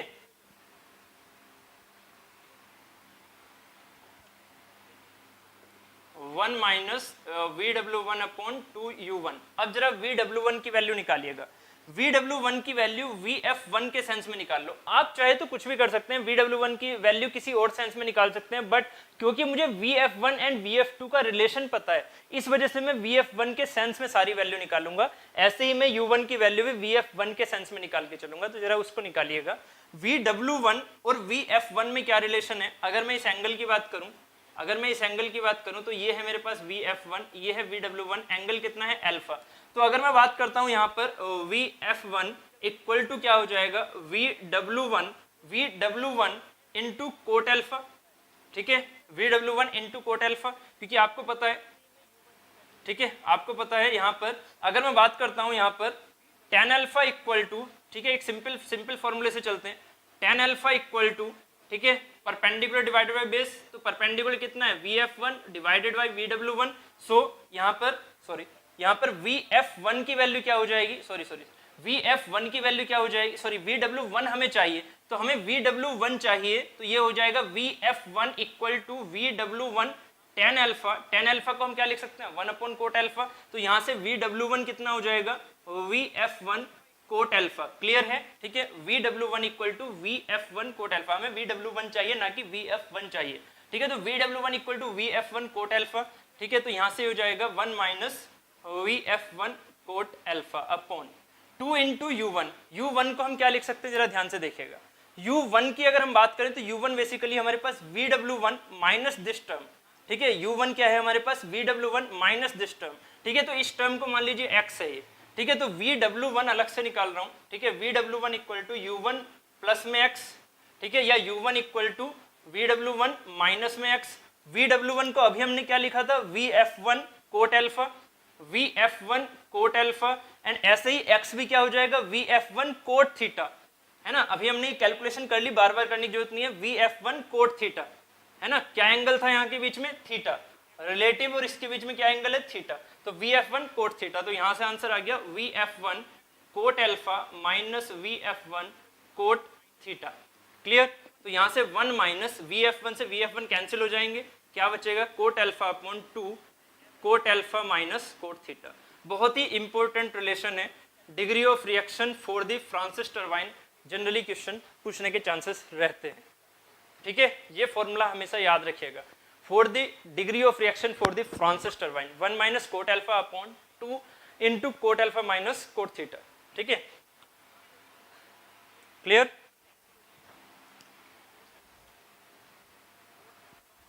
ठीक, डिग्री ऑफ रिएक्शन यहां से क्लियर हुआ।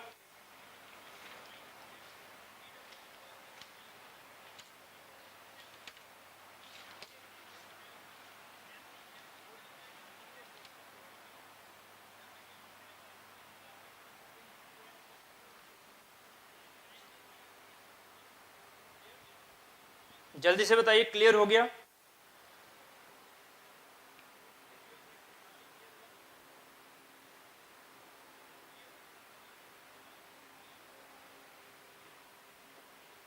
ठीक, चलिए फिर तो यहां तक उम्मीद है अब आपको ये चीजें समझ में आ गई होंगी कि फ्रांसिस टरबाइन में क्या क्या चीजें होती हैं। ठीक है, फ्रांसिस टरबाइन में हम क्या क्या रिलेशन लेके चल रहे होते हैं। ठीक है, ओके, गुड गुड, ठीक ठीक। तो बेसिकली अगर हम यहाँ पर फ्रांसिस टरबाइन में कंडीशन लेके चलें तो क्या क्या हमारे पास इंपॉर्टेंट पॉइंट्स हैं उनको भी देखिएगा।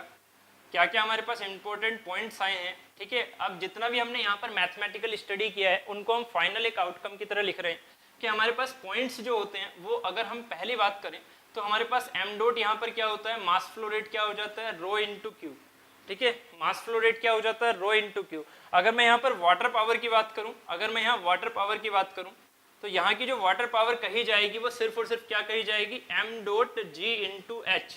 किस हिसाब से? Rho Q into G H. क्यों? क्योंकि यहाँ पर हम ऐसा नहीं बोलते हैं कि जो वाटर पावर है वो पूरी की पूरी काइनेटिक एनर्जी में कन्वर्ट हो रही है। क्या हम बोल पाएंगे यहाँ पर? जल्दी से बताइए, क्या हम एम डॉट जी एच को क्या हम half M dot V square में कह पाएंगे? जैसे पेल्टन व्हील में बोला करते थे, जैसे पेल्टन व्हील में हुआ करता था, यहाँ पर ऐसा हो सकता है क्या? नहीं। क्यों? क्योंकि यहाँ पर जो हमारे पास टोटल वाटर पावर है, टोटल वाटर पावर तो रो जी क्यू एच होगी, और एच हमारे पास क्या है, एच हमारे पास है नेट हेड, एच हमारे पास है नेट हेड, कितना हमारे पास अवेलेबल है उस पर, वो हमारे लिए नेट हेड है। तो नेट हेड के बेसिस पर जितना वाटर पावर है वो तो होगा, इसी वाटर पावर का कन्वर्जन है वहां पर प्रेशर प्लस काइनेटिक दोनों में। तो इसलिए ऐसा नहीं है कि हम काइनेटिक एनर्जी के बराबर रख के इसको और आंसर निकाल देंगे ना, ठीक है। यहाँ पर वाटर पावर हम इसी को लेते हैं, इसीलिए जनरली फॉर्मूले में हम वाटर पावर का फॉर्मूला क्या लेके चलते हैं, rho G Q H. Clear? आगे चलते हैं, यहाँ से M dot equal to rho Q हुआ, दूसरी हमने वाटर पावर की बात कर ली, तीसरा हम बात कर रहे हैं यहाँ पर, ठीक है। जैसे हमने अभी देखा कि इसमें बीटा जो होता है वो 90 डिग्री होती है, मतलब हमारे पास क्या होता है, एग्जिट रेडियली एग्जिट वेलोसिटी और डिस्चार्ज, रेडियली एग्जिट वेलोसिटी, ठीक है, रेडियली एग्जिट वेलोसिटी और डिस्चार्ज, ठीक है, ठीक है। जो हमारे पास ब्लेड्स होते हैं वो इस तरह की प्रोफाइल के होते हैं, ब्लेड्स होते हैं वो इस तरह की प्रोफाइल के होते हैं जो कि बीटा को 90 डिग्री क्रिएट करें। साथ ही हमारे पास साथ ही दूसरी कंडीशन क्या होती है, यहाँ पर बीटा 90 डिग्री हुआ, ठीक है, और साथ ही हमारे पास दूसरी कंडीशन होती है कि हम यहाँ पर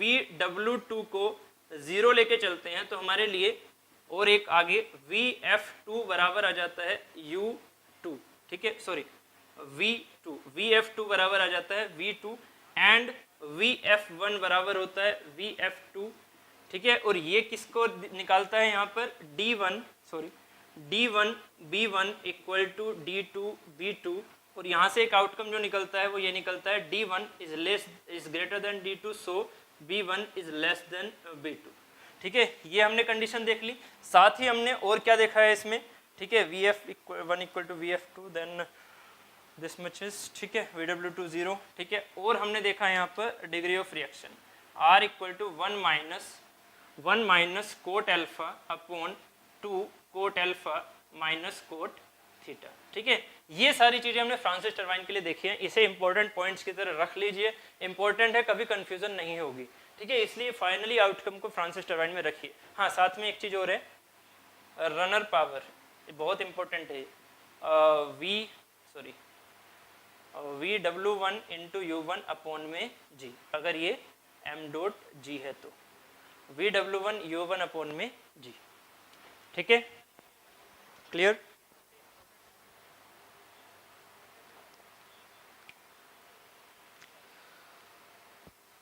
ठीक,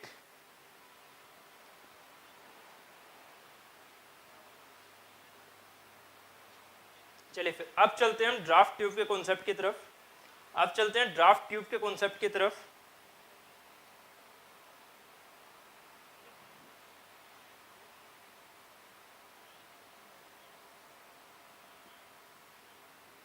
ठीक है, डन, चलिए फिर।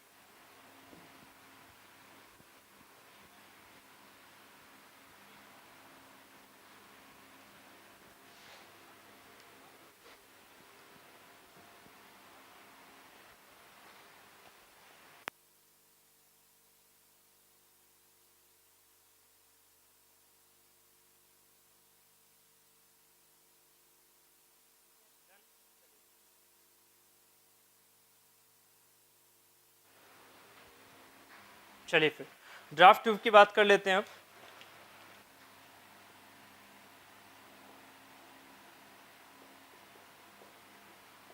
बेसिकली जो हमारे पास ड्राफ्ट ट्यूब कॉन्सेप्ट होता है, ठीक है, उसका मीनिंग क्या होता है और हम कहीं ना कहीं ड्राफ्ट ट्यूब को इजीली कैसे समझे। हमें ड्राफ्ट ट्यूब को समझते हुए काफ़ी डिफिकल्टी होती है, उस डिफिकल्टी को आपको नहीं लेके आना है, ठीक है, क्लियर रखिएगा। सबसे पहले मैं यहाँ पर वही जो हमने कल डायग्राम बनाया था उसकी बात कर लेते हैं।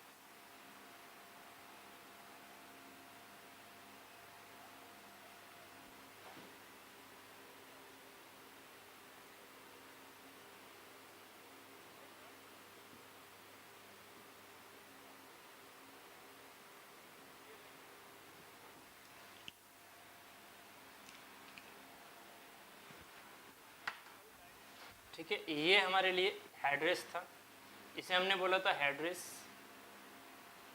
उम्मीद है आपके पास ये डायग्राम बना हुआ होगा, ठीक है।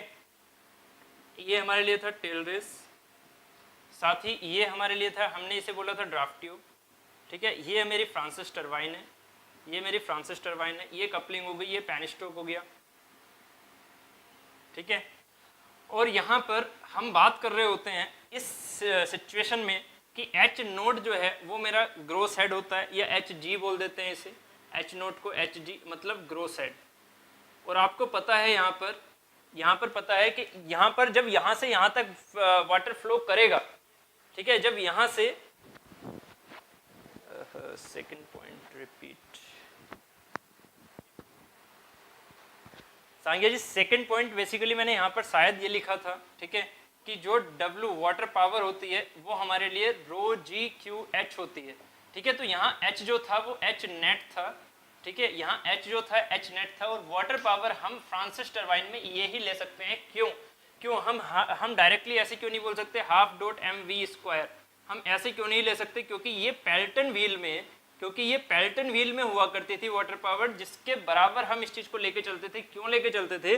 क्योंकि यहाँ पर पूरी काइनेटिक एनर्जी में कन्वर्जन हुआ करता था, हमारी पूरी पोटेंशियल एनर्जी का कन्वर्जन हुआ करता था पूरी काइनेटिक एनर्जी में, ठीक है। नोजल इफिशिएंसी जब हमारी 100% होती थी तभी, है ना, मैंने आपको बार बार बोला है नोजल इफिशिएंसी पर भी मेन फोकस रखना होता है। तो नोजल इफिशिएंसी अगर हमारे पास 100% थी तभी हम बात कर रहे थे फुल पोटेंशियल एनर्जी का काइनेटिक एनर्जी में कन्वर्जन, ठीक है। तो ये था हमारे पास वो पॉइंट कि हम वाटर पावर को रोजी क्यू एच ही लेके चलते हैं, चाहे हम आगे की बात करें चाहे हम अभी की बात करें, फ्रांसिस टरबाइन में रोजी क्यू एच ही हम कंसीडर करते हैं वाटर पावर को, ठीक है, एम डॉट जी एच के हिसाब से, ठीक है। ओके चलिए फिर अगर सांगिया जी कोई और इश्यू होगा तो लिख दीजिएगा, ठीक है। हम आगे चलते हैं फिर, ठीक है। यहाँ पर देखिएगा हेड जो हमारे पास है टोटल वो क्या है, एच नोट है, एच जी है, ठीक है। साथ ही अगर मैं बात करूं कि इसमें एक लॉस हो रहा होगा, क्यों लॉस हो रहा होगा? क्योंकि वाटर फ्लो कर रहा है पेनिस्टोक से, तो आपको पता है कि यहाँ पर कुछ ना कुछ हेड लॉस होगा। हेड लॉस किस सेंस में होता है? हेड लॉस का मतलब क्या होता है कि हेड लॉस गायब हो गया? नहीं, ये जो एच नोट है उसी का एक पार्ट कन्वर्जन हो जाता है, उसी का एक पार्ट कन्वर्जन होता है एच एफ में, है ना, उसका एक पार्ट कन्वर्जन होता है एचएफ में। इसका मीनिंग क्या हुआ कि हमारे पास जो फ्रिक्शन लॉसेस हैं वो इंटरमोलिकुलर एनर्जी में कन्वर्ट हो जाते हैं, इंटरमोलिकुलर एनर्जी में कन्वर्ट हो जाते हैं। जो फ्रिक्शन लॉसेस होते हैं वो कहीं ना कहीं हमारे लिए एक तरह से इंटरमोलिकुलर जो आपके पास पॉइंट्स है उन पर ट्रांसमिट होती हैं वो पावर, वो एनर्जी, वो हेड, ठीक है, समझ रहे हो इस चीज को? तो वो एनर्जी हमारी कहीं ना कहीं उसमें ट्रांसमिट होती है, बट वो क्या होती है हमारे लिए? यूजलेस होती है, ठीक है। इंटरमोलिकुलर एनर्जी हमारे लिए यूजलेस होती है, पहले ही मैंने स्टार्टिंग में ही बोल दिया था, ठीक है। तो यहाँ पर जो हमारे पास हेड लॉस हुआ वो हमारे लिए मान लीजिए एचएफ हुआ, इसे मैंने बोल दिया हेड लॉस। तो हमारे पास अब कितना हेड बचा, इसे थोड़ा सा और आगे लेके चलते हैं। अब हमारे पास कितना हेड बचा यहाँ पर? यहाँ बचा ये हमारे पास H1 हेड बचा, ये एचएफ लॉस होने के बाद H1 हेड बच रहा है, ठीक है। यहाँ से मान लो कि यहाँ से ये वाले डिस्टेंस जो है जेड है, इस डिस्टेंस को मैंने जेड लिया हुआ है, डेटम हेड से इसे डेटम मानो, टेल रेस को मैंने क्या मान लिया? डेटम, टेल रेस को मैंने क्या माना? डेटम। तो अगर मैं आपसे कहूं तो एच नोट आप क्या लिखोगे? ठीक है, ओके सांगे जी, गुड, ठीक है। एच नोट आप क्या लिखोगे? एच नोट सबसे पहले एच नोट क्या हो जाएगा हमारा?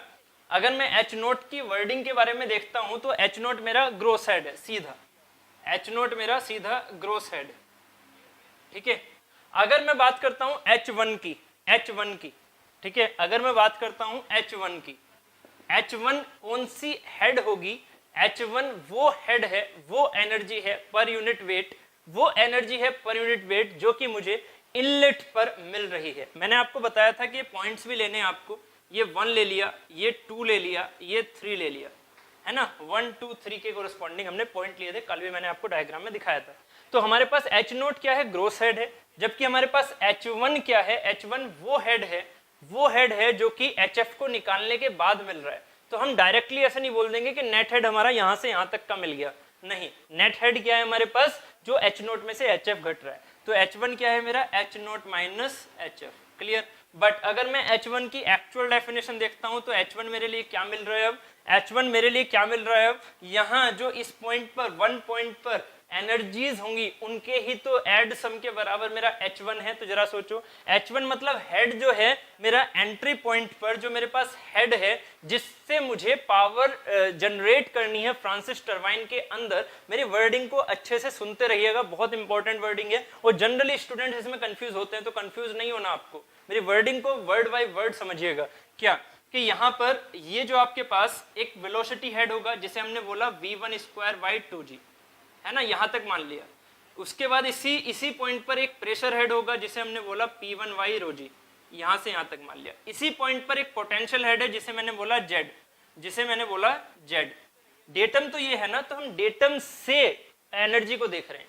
तो अगर मैंने आपसे बोला कि डेटम से टोटल एनर्जी की बात करो भाई, तो डेटम से टोटल एनर्जी आपने बोल दी H0 है, मतलब वाटर पार्टिकल के अंदर H0 की एनर्जी थी। बट ये जो H0 की एनर्जी है वो HF की वजह से H0 ना रह के टोटल एनर्जी यहाँ जब पहुंच रही है तो कितनी है उसके पास, H के बराबर है, सॉरी H1 के बराबर है, जो कि हमारी नेट हेड है। HF को भूल जाओ, है ना, HF वाला कॉन्सेप्ट बार बार मत लेके आओ माइंड में, कहीं ना कहीं डिस्टर्बेंस आएगा फिर कि H0 लेना है या H1 लेना है। सीधा HF को घटा दो, ठीक है, HF को घटा दो तो हमारे पास ये वाला हेड है। इस हेड को हमने अगर इनलेट पर देखा तो इस हेड का इनलेट पर क्या इफेक्ट दिख रहा है, v1 स्क्वायर बाई 2g। भाई ऑब्वियस है ना, हेड क्या होता है हमारे पास, जो P1y rho g मतलब pressure head plus kinetic head हमारे पास कितना है, v1 square by 2g, plus में क्या है, प्लस में है z। इस पॉइंट की पोटेंशियल भी तो है ना, तो प्लस में हो गया z। तो ये जो आपके पास टोटल हेड है, ये टोटल हेड किसके बराबर है, H1 के। उम्मीद है यहां से आपको ये चीज समझ में आ रही होगी। ये जो टोटल हेड है हमारे पास वो H1 के बराबर आ गया इनलेट पर। ध्यान समझिएगा, ये H1 क्या है, ये H1 बेसिकली हमारे पास है head at inlet of the turbine, head at inlet of the turbine. धीरे धीरे इन चीजों को समझना है। फाइनली जो आपको मैं वर्ड बताऊंगा उसमें आपको समझना है कि नेट हेड को हम फिजिकली कैसे सोचते हैं, है ना, या फिर जो हम हेड यूज करते हैं फॉर द पावर प्रोडक्शन उसको हम फिजिकली कैसे सोचते हैं। वो चीजें धीरे धीरे मैं आपको बताऊंगा। अभी धीरे धीरे लेके चलेंगे, ठीक है, बहुत ज्यादा जल्दीबाजी नहीं करेंगे, इसमें गड़बड़ हो जाएगा सब। देखिए अब जहां पर देखिएगा, जब मैं कहता हूं मैं एक ड्राफ्ट ट्यूब यूज कर रहा हूं और ड्राफ्ट ट्यूब में कुछ इस तरह से यूज कर रहा हूं, ध्यान से समझिएगा। जो मेरे पास नेट हेड है और जो मेरे पास नेट हेड है, यहां पर ये की पॉइंट है, इस की पॉइंट को बड़े ध्यान से समझिएगा। जो मेरे पास नेट हेड है इसे मैं क्या बोलूंगा, एक तरह से H1 मेरे लिए क्या है, नेट हेड है, ठीक है, H1 मेरे लिए नेट हेड है। अब अगर मैं आपसे कहता हूं कि ये मेरे पास पूरी एक डिवाइस बनी हुई है, यहां से यहां तक की एक डिवाइस बनी हुई है, यहां पर ये जो 3 पॉइंट है यहां से कुछ ना कुछ वेलोसिटी जा रही है जिसे मैं बोल रहा हूं V3, है ना, ये पॉइंट को मैंने 3 पॉइंट लिया हुआ, तो V3 वेलोसिटी है कुछ, जिससे कि यहाँ पर जो वाटर है जो आगे से ड्राफ्ट ट्यूब में निकल के जा रहा है उसकी वेलोसिटी यहाँ पर V3 है। V3 से डिस्चार्ज हो रहा है 3 वाले पॉइंट पर, आउटलेट पर, ठीक। तो यहां से अगर मैं आपसे कहता हूं तो हेड जो कि net head producing the power in turbine, ठीक है, या जो आपका पावर प्रोड्यूसिंग हेड है, मतलब इनलेट माइनस एग्जिट। इसका मतलब क्या हुआ कि जो हमारे पास इनलेट माइनस एग्जिट जो कि नेट हेड है, जो कि पावर प्रोड्यूस कर रहा है, अगर मैं उसकी बात करूं तो वो क्या होगा, इनलेट माइनस एग्जिट जो H है, जिससे हम ध्यान से समझिएगा, जो हेड पावर को प्रोड्यूस करवा रहा है, जैसे कि runner power divided by m dot g, तो एनर्जी जो हमारे पास यहाँ पर, सॉरी, रनर पावर जो हमारे पास एनर्जी पर यूनिट वेट के हिसाब से हम लेके चल रहे हैं, एनर्जी पर यूनिट वेट के हिसाब से लेके चल रहे हैं, वो हमारे लिए क्या है, हमारे लिए वो क्या है, हमारे जो ये आपके पास हेड की फॉर्म में लेके आ रहा है। तो ये जो H है, समझिएगा इस चीज को, ये जो आपके पास H है वो क्या है हमारे पास, जो एनर्जी पर यूनिट वेट इस फ्रांसिस टरबाइन को घुमाने में यूज हो रही है, सिर्फ और सिर्फ, मतलब जो हमारे पास एक हेड है, एक नेट हेड है, जो कि हमें यूज हो रहा है किसमें, इस चीज को घुमाने में, ठीक है। ऐसा नहीं कि नेट हेड जो आया है उसने डायरेक्टली इसे घुमा दिया, नहीं, कुछ ना कुछ लॉस भी तो हुआ, ध्यान से समझो, कुछ ना कुछ लॉस भी तो हुआ। तो एक में जो वर्ड यूज कर रहा हूं ना, net head for producing the power of in turbine, ठीक है, ये जो चीज है ये इससे कहीं ना कहीं अलग है, ये जो डेफिनेशन है ये इससे अलग है। क्या है, ये H1 है, head at the inlet of turbine, इसमें कंफ्यूज मत होना, head at the inlet of turbine क्या है, H1 है। जबकि हमारे पास जो H में बोल रहा हूं, जो H बोल रहा हूं वो क्या है, बेसिकली वो हेड है जिसकी हेल्प से फ्रांसिस टरबाइन में पावर प्रोड्यूस हो रही है ना। इसका मतलब क्या होगा, H equal to inlet head minus exit head, inlet head minus exit head. यहां से आपको और चीज इजीली समझ में आ जाएगा कि इनलेट हेड हमारे लिए क्या हुआ, H1 माइनस एग्जिट हेड क्या हुआ, प्रेशर देखो, यहाँ का प्रेशर सेम होगा, ये 3 पॉइंट है, इसको मान लीजिए A पॉइंट, तो A एंड 3 का प्रेशर सेम होगा। ये हमारे लिए क्या होगा, एक तरह से एम्बिएंट प्रेशर होगा, P एटमॉस्फेयर हम यहाँ मान के चलेंगे, ठीक है। यहाँ पर हम P एटमॉस्फेयर मान के चलेंगे। जरा इस चीज को समझाओ मुझे, पास्कल लॉ लग रहा है ना, यहाँ का जो प्रेशर होगा वही यहाँ का प्रेशर होगा। बहुत ही ब्यूटीफुल कॉन्सेप्ट है यहाँ पर, ये इस चीज को अवॉइड मत कर देना समझने से। यहाँ का P एटमॉस्फेयर, यहाँ का P एटमॉस्फेयर सेम काम कर रहा होगा पास्कल लॉ के हिसाब से, ठीक है। तो यहाँ पर जो P एटमॉस्फेयर आ रहा है, साथ में यहाँ पर सिर्फ और सिर्फ वेलोसिटी आ रही है, डिस्चार्ज आ रहा है, वेलोसिटी आ रही है, ठीक है। P एटमॉस्फेयर यहाँ का पॉइंट इसलिए है क्योंकि ये आपका टेल रेस का लेवल है, इस वजह से यहाँ P एटमॉस्फेयर आएगा, ठीक है। दूसरी बात, ये जरूर आपको कंफ्यूज करेगा, इसी कंफ्यूजन को आपको समझना है कि यहाँ पर ये P एटमॉस्फेयर आएगा, साथ में यहाँ पर V3 डिस्चार्ज आ रहा है, साथ में ये डेटम लाइन है। डेटम लाइन है तो Z क्या हो गया, 0। Z क्या हो गया यहाँ, 0, ठीक है। तो हमारे पास टोटल हेड क्या होता है, pressure head plus kinetic head plus Z 0 हो गया, प्रेशर हेड 0 हो गया, क्यों, क्योंकि P एटमॉस्फेयर के बराबर है 3 पर।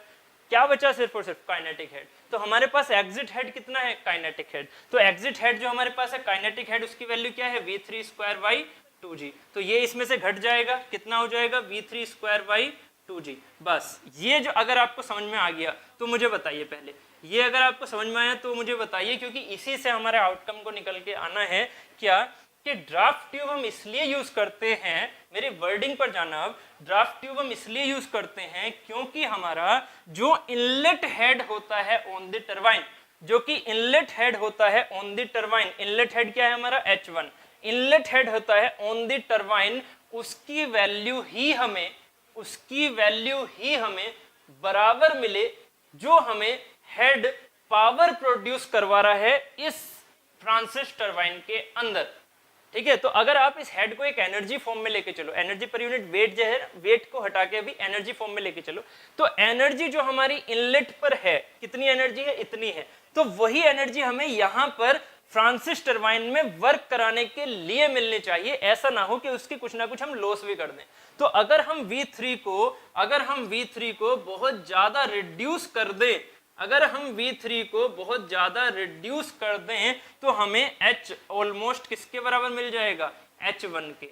यही हमारी डिजायर होनी चाहिए, यही हमारा डिजायर होना चाहिए कि H बराबर H1 मिले हमें, H बराबर H1 मिले। H1 क्या था, इनलेट हेड, और इनलेट हेड अगर हमें टोटल जो पावर प्रोड्यूसिंग हेड है, जो पावर प्रोड्यूसिंग हेड का मतलब क्या हुआ कि जो हेड हमें टोटल मिल रहा था और जितना हेड हमने बेकार कर दिया, मतलब जितनी एनर्जी हमने बेकार कर दी, जिसका हमने यूज नहीं किया। मान लीजिए आपके पास 50 जूल एनर्जी हम आपको दे सकते हैं, मेरी कैपेसिटी है कि आप 50 जूल एनर्जी मैं आपको प्रोवाइड कर सकता हूं, बट उस 50 जूल में से आप 30 जूल पर ही वर्क करते हैं, 20 जूल आप वेस्ट कर देते हैं। तो आपने कितने जूल का यूज किया, सिर्फ और सिर्फ 30 जूल ना, तो 20 जूल तो वेस्ट कर दी ना। तो आप कोशिश ये करोगे ना कि अगर ये आपके पास 50 जूल एनर्जी है, तो इस 50 जूल एनर्जी के सेंस में आप जो वेस्ट एनर्जी है वो जीरो करना चाहोगे, जिससे कि आपके पास जो वर्किंग एनर्जी रहे वो 50 ही रहे, आप वेस्ट ना करो, वर्किंग एनर्जी आपके पास 50 रहे। तो यही सेंस होता है हमारा ड्राफ्ट ट्यूब को लगाने का, कि ड्राफ्ट ट्यूब में जो हमारे पास V3 होती है उसे हम बहुत ही कम करना चाहते हैं, इसीलिए ये डाइवर्जिंग सेंस लेते हैं। डाइवर्जिंग क्यों, समझ रहे हो ना, डाइवर्जिंग क्यों, क्योंकि जितना डाइवर्जिंग होगा उतना ही यहाँ पर V3 का वैल्यू कम होगा। बट डाइवर्जिंग सेंस में एक और आता है फ्लूइड का कॉन्सेप्ट क्या, सेपरेशन होना, कैविटेशन आना, वो सारी चीजें अभी मैं धीरे धीरे लेके चलूंगा आपको। पहले आप मुझे ये बताइए, यहाँ पर ये कॉन्सेप्ट समझ में आ रहा है कि H इक्वल टू H1 के लिए करने के लिए हम V3 स्क्वायर बाई 2G को हम कम रखना चाहेंगे, जितना ज्यादा कम हो सके। तो इसीलिए हम ड्राफ्ट ट्यूब को कैसा लेके चलते हैं, कि हमारे पास V3 क्या होनी चाहिए, कम होनी चाहिए। जो हमारे पास V3 कम होनी चाहिए, किस सेंस से, V2 से हमारी V3 कम होनी चाहिए। अब एक सिंपल सी बात करो, है ना। उम्मीद है यहाँ तक ये चीज समझ में आई होगी थोड़ी सी। अभी ड्राफ्ट ट्यूब कंप्लीट नहीं हुई है, अभी एक व्यू दिया है मैंने आपको, अभी एक व्यू दिया है सिर्फ और सिर्फ। अभी मैंने ड्राफ्ट ट्यूब के बारे में अच्छे से कुछ नहीं बताया, अभी सिर्फ एक व्यू दिया है। ये बताइए यहाँ तक समझ में आया है नहीं, यस और नो? अवधेश जी हाँ ठीक है, जल्दी से हम जल्दी से रिपीट कर लेते हैं, इसे जल्दी से रिपीट करते हैं। देखिए सिंपल सी बात है, सबसे पहले आप ये समझेंगे एच नोट क्या है हमारा, ग्रोथ साइड, ठीक है। उसके बाद एच एफ क्या हो गया हमारा, वही फ्लूइड के हिसाब से F L B square by 2GD, क्या हमारा फ्रिक्शन लॉस वाला हेड, उसे हटा दिया, ठीक है। क्या बचा हमारे पास H1, है ना, ये H1 बचा। अब भाई ये H1 जो है, ये जो H1 यहाँ से यहाँ तक डेटम पॉइंट मैंने पहले ही बना दिया, टेल रेस वाला डेटम है मेरा, याद रखिएगा ये डेटम। यहाँ से अगर ये टोटल एनर्जी मेरे पास H1 है, मतलब जो वाटर पार्टिकल हैं उन वाटर पार्टिकल के पास एनर्जी कितनी स्टोर है, H1 के बराबर। अगर वो वाटर पार्टिकल H1 की एनर्जी स्टोर किए हुए हैं, तो अगर हम ये चीज भी ध्यान रखिएगा, अगर हम टरबाइन, मैं जो बोल रहा हूँ इस चीज को मैं कॉन्ट्राडिक्ट भी करूंगा, ये भी ध्यान रखना, जो मैं बोल रहा हूँ इस चीज को मैं कॉन्ट्राडिक्ट भी करूंगा, ये भी याद रखना। बट अभी के लिए आप ऐसा सोच सकते हैं, अभी के लिए ऐसा सोच सकते हैं, बट इस सोच में कहीं ना कहीं चेंज करना, क्या कि रेस्ट्रिक्शन आएंगे आगे, लिमिटेशंस आएंगी। अभी क्या है कि अगर आपके पास एनर्जी यहाँ पर मान लीजिए 100 जूल है, इस पॉइंट की एनर्जी 100 जूल है, तो ये 100 जूल की एनर्जी आपने अगर टरबाइन को यहाँ ना रख के यहाँ भी रख दिया, टरबाइन को यहाँ ना रख के यहाँ भी रख दिया, ठीक है, या फिर टरबाइन को यहाँ ना रख के यहाँ ही रख दिया, तब भी तो इस वाटर की एनर्जी 100 जूल ही काम कर रही होगी इस पर। कैसे कर रही होगी, पोटेंशियल हेड के सेंस में। कैसे काम कर रही होगी, पोटेंशियल हेड के सेंस में ना, है ना। तो हेड जो है, हेड का मीनिंग जो है, आपको उम्मीद है शायद अवधेश जी यहीं पर थोड़ा डाउट हुआ होगा कि हेड का मीनिंग क्या होता है ना, क्योंकि आप सोच रहे होंगे H1 तो यहाँ से यहाँ तक है, तो फिर यहाँ तक H1 क्यों बोल दिया हमने। नहीं, हेड का जो मीनिंग है वो क्या है, वो इन तीनों चीजों में छुपा हुआ है, Z, P1 और V1 में छुपा हुआ है। क्या कि ये जो आपके पास टोटल H1 है, उसको अगर आप यहाँ पर हेड को सेंस में देखोगे तो वो क्या है, प्रेशर हेड, यहाँ तक का प्रेशर हेड, प्लस उसकी काइनेटिक हेड, ठीक है, प्लस उसका जो पोटेंशियल हेड है वो। अगर मैं इसे यहाँ रख देता तो अब Z 0 हो जाता, बट इसमें कहीं ना कहीं हमारा pressure head and kinetic head हमारा बढ़ जाता।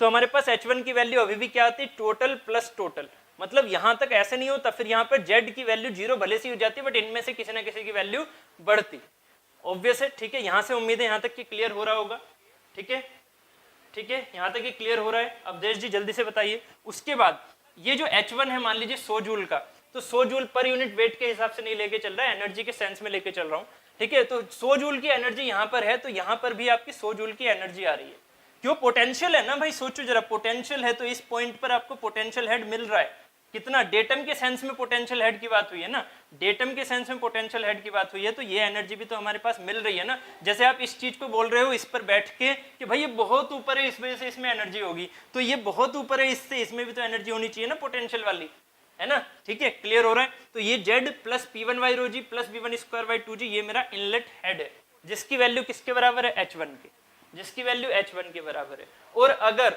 मैं आपको यहाँ पर H को दिखाना चाहूँ, मैं आपको अगर H को दिखाना चाहूँ, यहाँ पर अगर मैं बात करूँ H को दिखाने की, तो H ऐसे दिखेगा, कुछ ध्यान से समझिएगा, ये होगा मेरा H और ये होगी मेरी V3 स्क्वायर बाई 2G, जो मेरा लॉस हो रहा है, ये होगा मेरा V3 स्क्वायर बाई 2G। उम्मीद है अब यहाँ से आपको H समझ में आ जाएगा। H क्या है, H वो हेड है, H वो हेड है, ठीक है, टोटल हेड का, इनलेट हेड का H वो पार्ट है जिसके बाद एग्जिट में आपने कुछ हेड को रिड्यूस किया, और जितने ने फ्रांसिस टरबाइन में वर्क किया, जितने हेड ने फ्रांसिस टरबाइन में वर्क किया, वो हेड हमारा H है, वो हेड हमारा H है। तो H को मैंने क्या लिया, net head producing the power of in turbine, ठीक है, जो नेट हेड प्रोड्यूस कर रहा है पावर इन टरबाइन, उसे मैंने H बोला। तो H equal to inlet head minus exit head. Inlet head कितना था इस पर, इतना। एग्जिट हेड क्या है, अब इसको एनर्जी के फॉर्म में समझो, जैसे कि 50 जूल एनर्जी यहाँ पर टोटल थी 100 जूल, है ना, तो 100 जूल में से अगर आप 80 जूल से वर्क करा रहे हैं और 20 जूल आप वेस्ट कर रहे हैं, किसके फॉर्म में यहाँ पर वेस्ट हो रहा है, जरा यहाँ से देखो, वेस्ट किसके फॉर्म में हो रहा है, काइनेटिक के फॉर्म में, V3 स्क्वायर ना। आप V को 0 तो नहीं कर सकते ना, आइडियल केस में भी आप V को 0 नहीं कर सकते, अभी कैसे नहीं कर सकते उस चीज की मैं बात आगे करूंगा, ठीक है। अभी आप यहाँ से समझो V3 की वैल्यू यहाँ पर 0 हो जाएगी, ठीक है, उम्मीद है अब यहाँ से अवधेश जी क्लियर हो रहा होगा आपको सबको, और सबको रिपीट भी हो गया होगा, समझ में आ गया होगा अच्छे से। अब एक नई चीज भी मैंने यहाँ पर आपको बता दी है कि H जो है वो ये ऐसे दिखेगा, और जो हमारा लॉस है वो यहाँ पर इतने का दिखेगा, V3² / 2g। तो V3² / 2g हमारे पास ये एग्जिट हेड आया, क्योंकि यहाँ पर एग्जिट हेड में क्या है ये भी हमेशा याद रखिएगा कि जो हमारे पास प्रेशर हेड है वो हमारा 0 हो चुका है, प्रेशर हेड हमारा 0 हो चुका है। क्यों? क्योंकि एम्बिएंट प्रेशर पर पहुंच चुका है, ये इंपॉर्टेंट वर्ड है। 3 आपका पी एटमॉस्फेयर दे रहा है, पी एटमॉस्फेयर क्यों? पास्कल लॉ से, है ना, पास्कल लॉ से ये हमारे पास पी एटमॉस्फेयर दे रहा है। ये चीज कभी भूलिएगा मत, यही कॉन्सेप्ट है यहाँ का, ठीक है, ड्राफ्ट ट्यूब को डिजाइन करने का। उसके बाद हमारा पोटेंशियल हेड भी क्या हो गया? 0। क्यों? क्योंकि यहाँ पर हमारा जेड डेटम ही हमने माना हुआ था, तो ये भी 0। तो यहाँ पर सिर्फ और सिर्फ क्या बचेगा? Velocity head. कितना? V3² / 2g। तो हमारी ये डिजायरनेस होगी कि हम V3 को जितना कम रखें उतना बेस्ट है, उतना ही हमारे पास जो हेड प्रोड्यूसिंग के लिए है, जैसे 50 जूल एनर्जी, तो 50 ही जूल हमारा वर्क प्रोड्यूशन में यूज हो, कुछ वेस्ट ना हो। तो वेस्ट हमारा अगर कम होगा तो जितना हमारे पास 50 था वो सारे का सारा हेड में कन्वर्ट हो जाएगा, जितना हेड हमें जरूरत है उस टरबाइन को चलाने के लिए। तो वो जो हेड मिलेगा वो हमें एक्स्ट्रा मिलेगा, मैक्सिमम मिलेगा, मैक्सिमम एक तरह से, जो H1 हमारे लिए था पहले से। ठीक है, तो H1 का फुल यूज करना है तो ड्राफ्ट ट्यूब को लगाना पड़ेगा, अगर किसी एक हाइट पर लेके चल रहे हैं तो। ठीक है, अब मैं आपसे एक चीज और बोलता हूं, यहां पर एक टर्मिनोलॉजी है बहुत इंपॉर्टेंट, कि इस जेड का कोई इफेक्ट पड़ेगा क्या इसके H पर? H1 पर इसके जेड का कोई इफेक्ट पड़ा क्या? ध्यान से समझिएगा, सॉरी H पर, H में कहीं पर भी जेड लिखा हुआ है क्या? कहीं पर भी H में जेड लिखा हुआ है क्या? ऐसे जेड माइनस या प्लस कुछ लिखा हुआ है क्या? नहीं ना, जेड कुछ नहीं लिखा हुआ ना, इसका मतलब जेड का इफेक्ट आपके जो net head producing the power in turbine, मतलब जो ये वाला H है, जो कि यहाँ पर इसमें पावर प्रोडक्शन के लिए यूज हो रहा है, जो पावर प्रोडक्शन के लिए यूज हो रहा है हेड, जो पावर प्रोडक्शन के लिए हेड मतलब एनर्जी यूज हो रही है, वो सिर्फ और सिर्फ यहाँ की वेलोसिटी के ऊपर डिपेंड कर रहा है जो एग्जिट हो रही है, जबकि उसकी पोजीशन पर डिपेंड नहीं कर रहा, जबकि यहाँ पर आपने जेड पर रखा है, पोजीशन पर डिपेंड नहीं कर रहा ना। ठीक है, क्लियर हो रहा है? ठीक है, बट यहां तक उम्मीद है आपको यहां तक समझ में आ गया होगा। ठीक है, ओके, वेरी गुड। ठीक, नो, ठीक है, अब यहां पर जो आगे हम बात कर रहे हैं, यहां तक उम्मीद है आपने ये कॉपी कर लिया होगा। ठीक है, अब यहां से अगर मैं आपसे कहूं, ये लास्ट एक सेंटेंस और देख लेते हैं हम। यहां पर अगर ये कहूं मैं आपसे कि ये ड्राफ्ट ट्यूब में यूज ना करूं, ये फिगर आपने बना लिया है, ठीक है, ये फिगर बना लिया है, इस फिगर में ही मैं एडिट कर रहा हूं, अब कुछ इस फिगर में ही एडिट कर रहा हूं कि हम अगर ड्राफ्ट ट्यूब यूज ही ना करते, अगर हम ड्राफ्ट ट्यूब यूज ही ना करते, है ना, ऐसा भी तो हो सकता था ना, किसने मना किया? ड्राफ्ट ट्यूब हम यूज ही नहीं कर रहे, एक पर्टिकुलर हाइट पर हमने ये निकाला रखा, है ना, और एक कंडीशन ऐसे भी लूंगा जब यहाँ हाइट पर ना रख के यहीं पर लूंगा। ठीक है, तो जरा सोचिएगा हम हाइट पर लेते ही क्यों है ड्राफ्ट इसको फ्रांसिस टरबाइन को, वो भी मुझे बताना है आपको। ठीक है, तो अगर मैंने एक पर्टिकुलर हाइट पर ये हमने फ्रांसिस टरबाइन रखी यहाँ पर, ठीक है, और इसमें ड्राफ्ट ट्यूब यूज ना की, तो होगा क्या? यहाँ पर V2 वेलोसिटी से ये चीज निकलेगी, V2 वेलोसिटी से ये चीज निकलेगी, वाटर भाई निकलेगा तो ऑब्वियस है, ऐसा तो है नहीं कि V2 नहीं होगा। अगर V2 नहीं होगा तो दिक्कत हो जाएगी, मतलब वेस्ट तो होना है, काइनेटिक एनर्जी के फॉर्म में वेस्ट तो होना है। साथ में क्या रहेगा इस पॉइंट पर? अब अगर आपको जेड में कंफ्यूजन हो रही थी तो अब आ जाएगा फिर से जेड आपका, ध्यान से समझो। यहां पर क्या होगा कि जो हमारे पास हेड मिलेगा किस चीज के लिए? H, जो पावर प्रोडक्शन के लिए है, वो क्या है हमारा? Inlet head. इनलेट हेड कितना है? H1। इनलेट हेड कितना है? H1। H1 की वैल्यू क्या है? वही पुरानी V1, इसका ये प्लस प्लस ये सब कुछ प्लस H1, ये हो गया मेरा इनलेट हेड। उसमें से मुझे क्या निकालना होगा? Exit head. एग्जिट हेड क्या है मेरा? यहां से समझो, ड्राफ्ट ट्यूब नहीं है तो V2 से निकलेगा ये, और प्रेशर हेड कितना हो जाएगा? यहाँ से प्रेशर हेड कितना हो जाएगा? जल्दी से आंसर दो, प्रेशर हेड कितना हो जाएगा? जल्दी से मुझे आंसर दो सभी पहले। ठीक है, प्रेशर हेड कितना हो जाएगा? आंसर देना उसका। ठीक है, तो H = H1 माइनस यहाँ पर कितना हो जाएगा? टोटल हेड एग्जिट का, ये हो गया मेरा एंट्री हेड, इसे पूरा लिख लीजिएगा, entry head minus exit head. और एग्जिट हेड मेरे पास कितना है? अब एग्जिट हेड में प्रेशर हेड कितना है?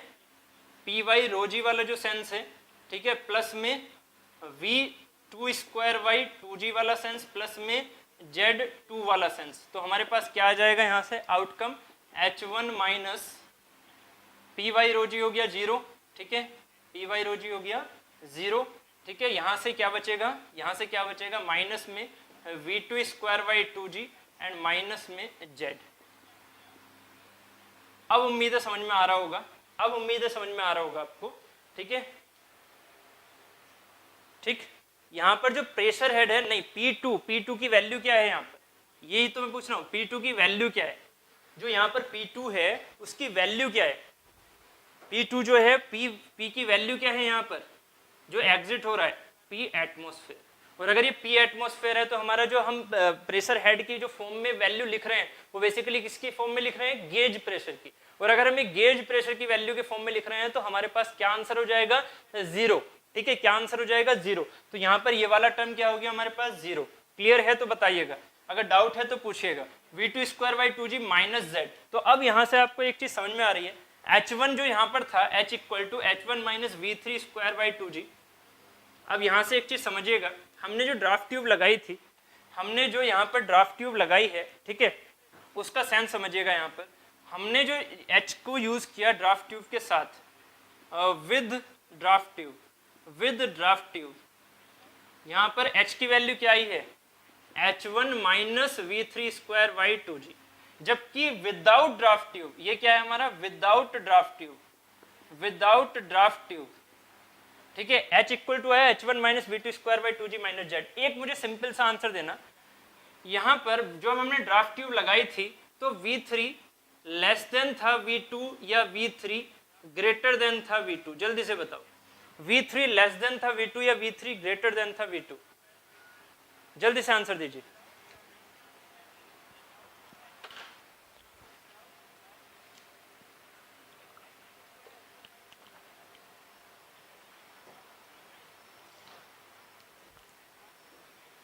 एक चीज याद रखिएगा, हम जो यहाँ पर वैल्यू लेके चल रहे हैं वो इसमें फॉर्मूले में, कौन से फॉर्मूले में, इसमें सॉरी, ये जो फॉर्मूला है हमारा P/ρg plus V²/2g plus Z, इसमें P क्या लिया जा रहा है, गेज प्रेशर लिया जा रहा है, गेज प्रेशर। ठीक है, तभी तो मैंने यहाँ पर उस चीज को, प्रेशर हेड को मैंने P1/ρg यहाँ इसके सेंस में लिखा। ठीक है, तो P1 यहाँ का जो गेज प्रेशर है उसकी बात हो रही है।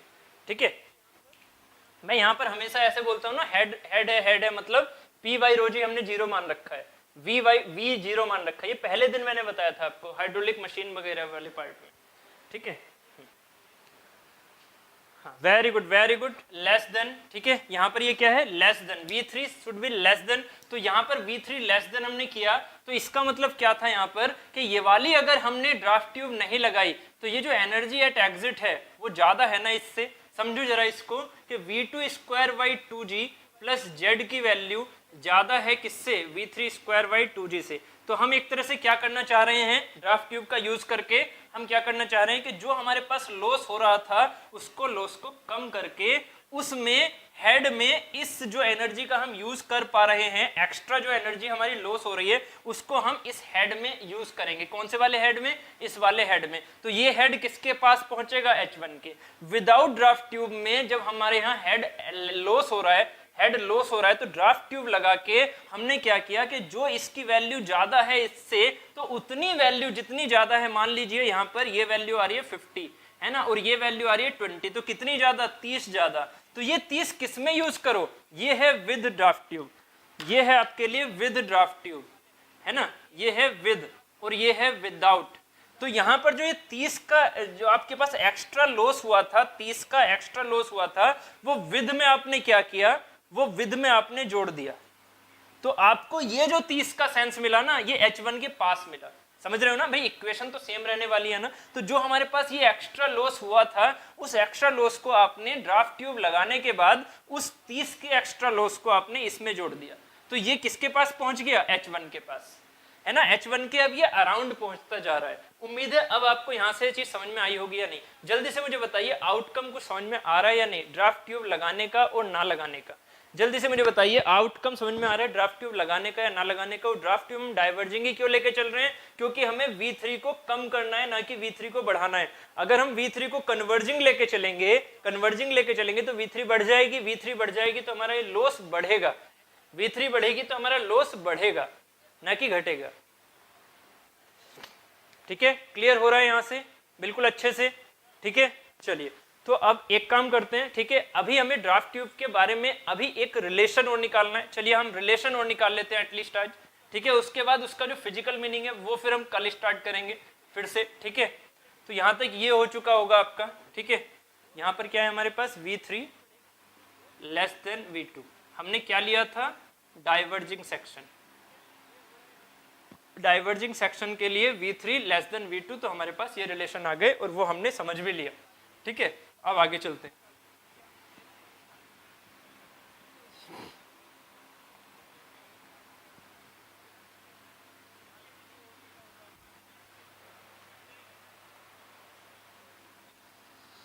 ये एक काम करते हैं, क्योंकि अगर हमने ये वाली इक्वेशन लिखी अब, तो कहीं ना कहीं हमें फिर प्रेशर हेड का भी मीनिंग समझना पड़ेगा। यहाँ पर एटमॉस्फेरिक प्रेशर से भी सेंस को समझना पड़ेगा, तो उसमें थोड़ा सा भी टाइम जाएगा। तो हम कल ही इसको सीक्वेंस में चलेंगे, लेके स्टार्टिंग से ही।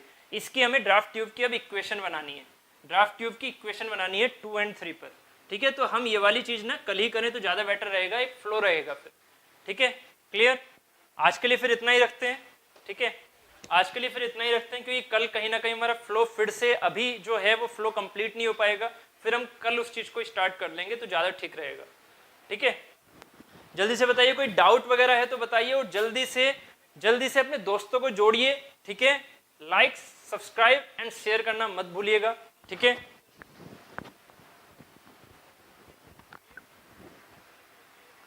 कोई डाउट है तो बताइए, कोई डाउट है तो बताइए जल्दी से। Clear? Clear? Okay, good. Okay then, thank you.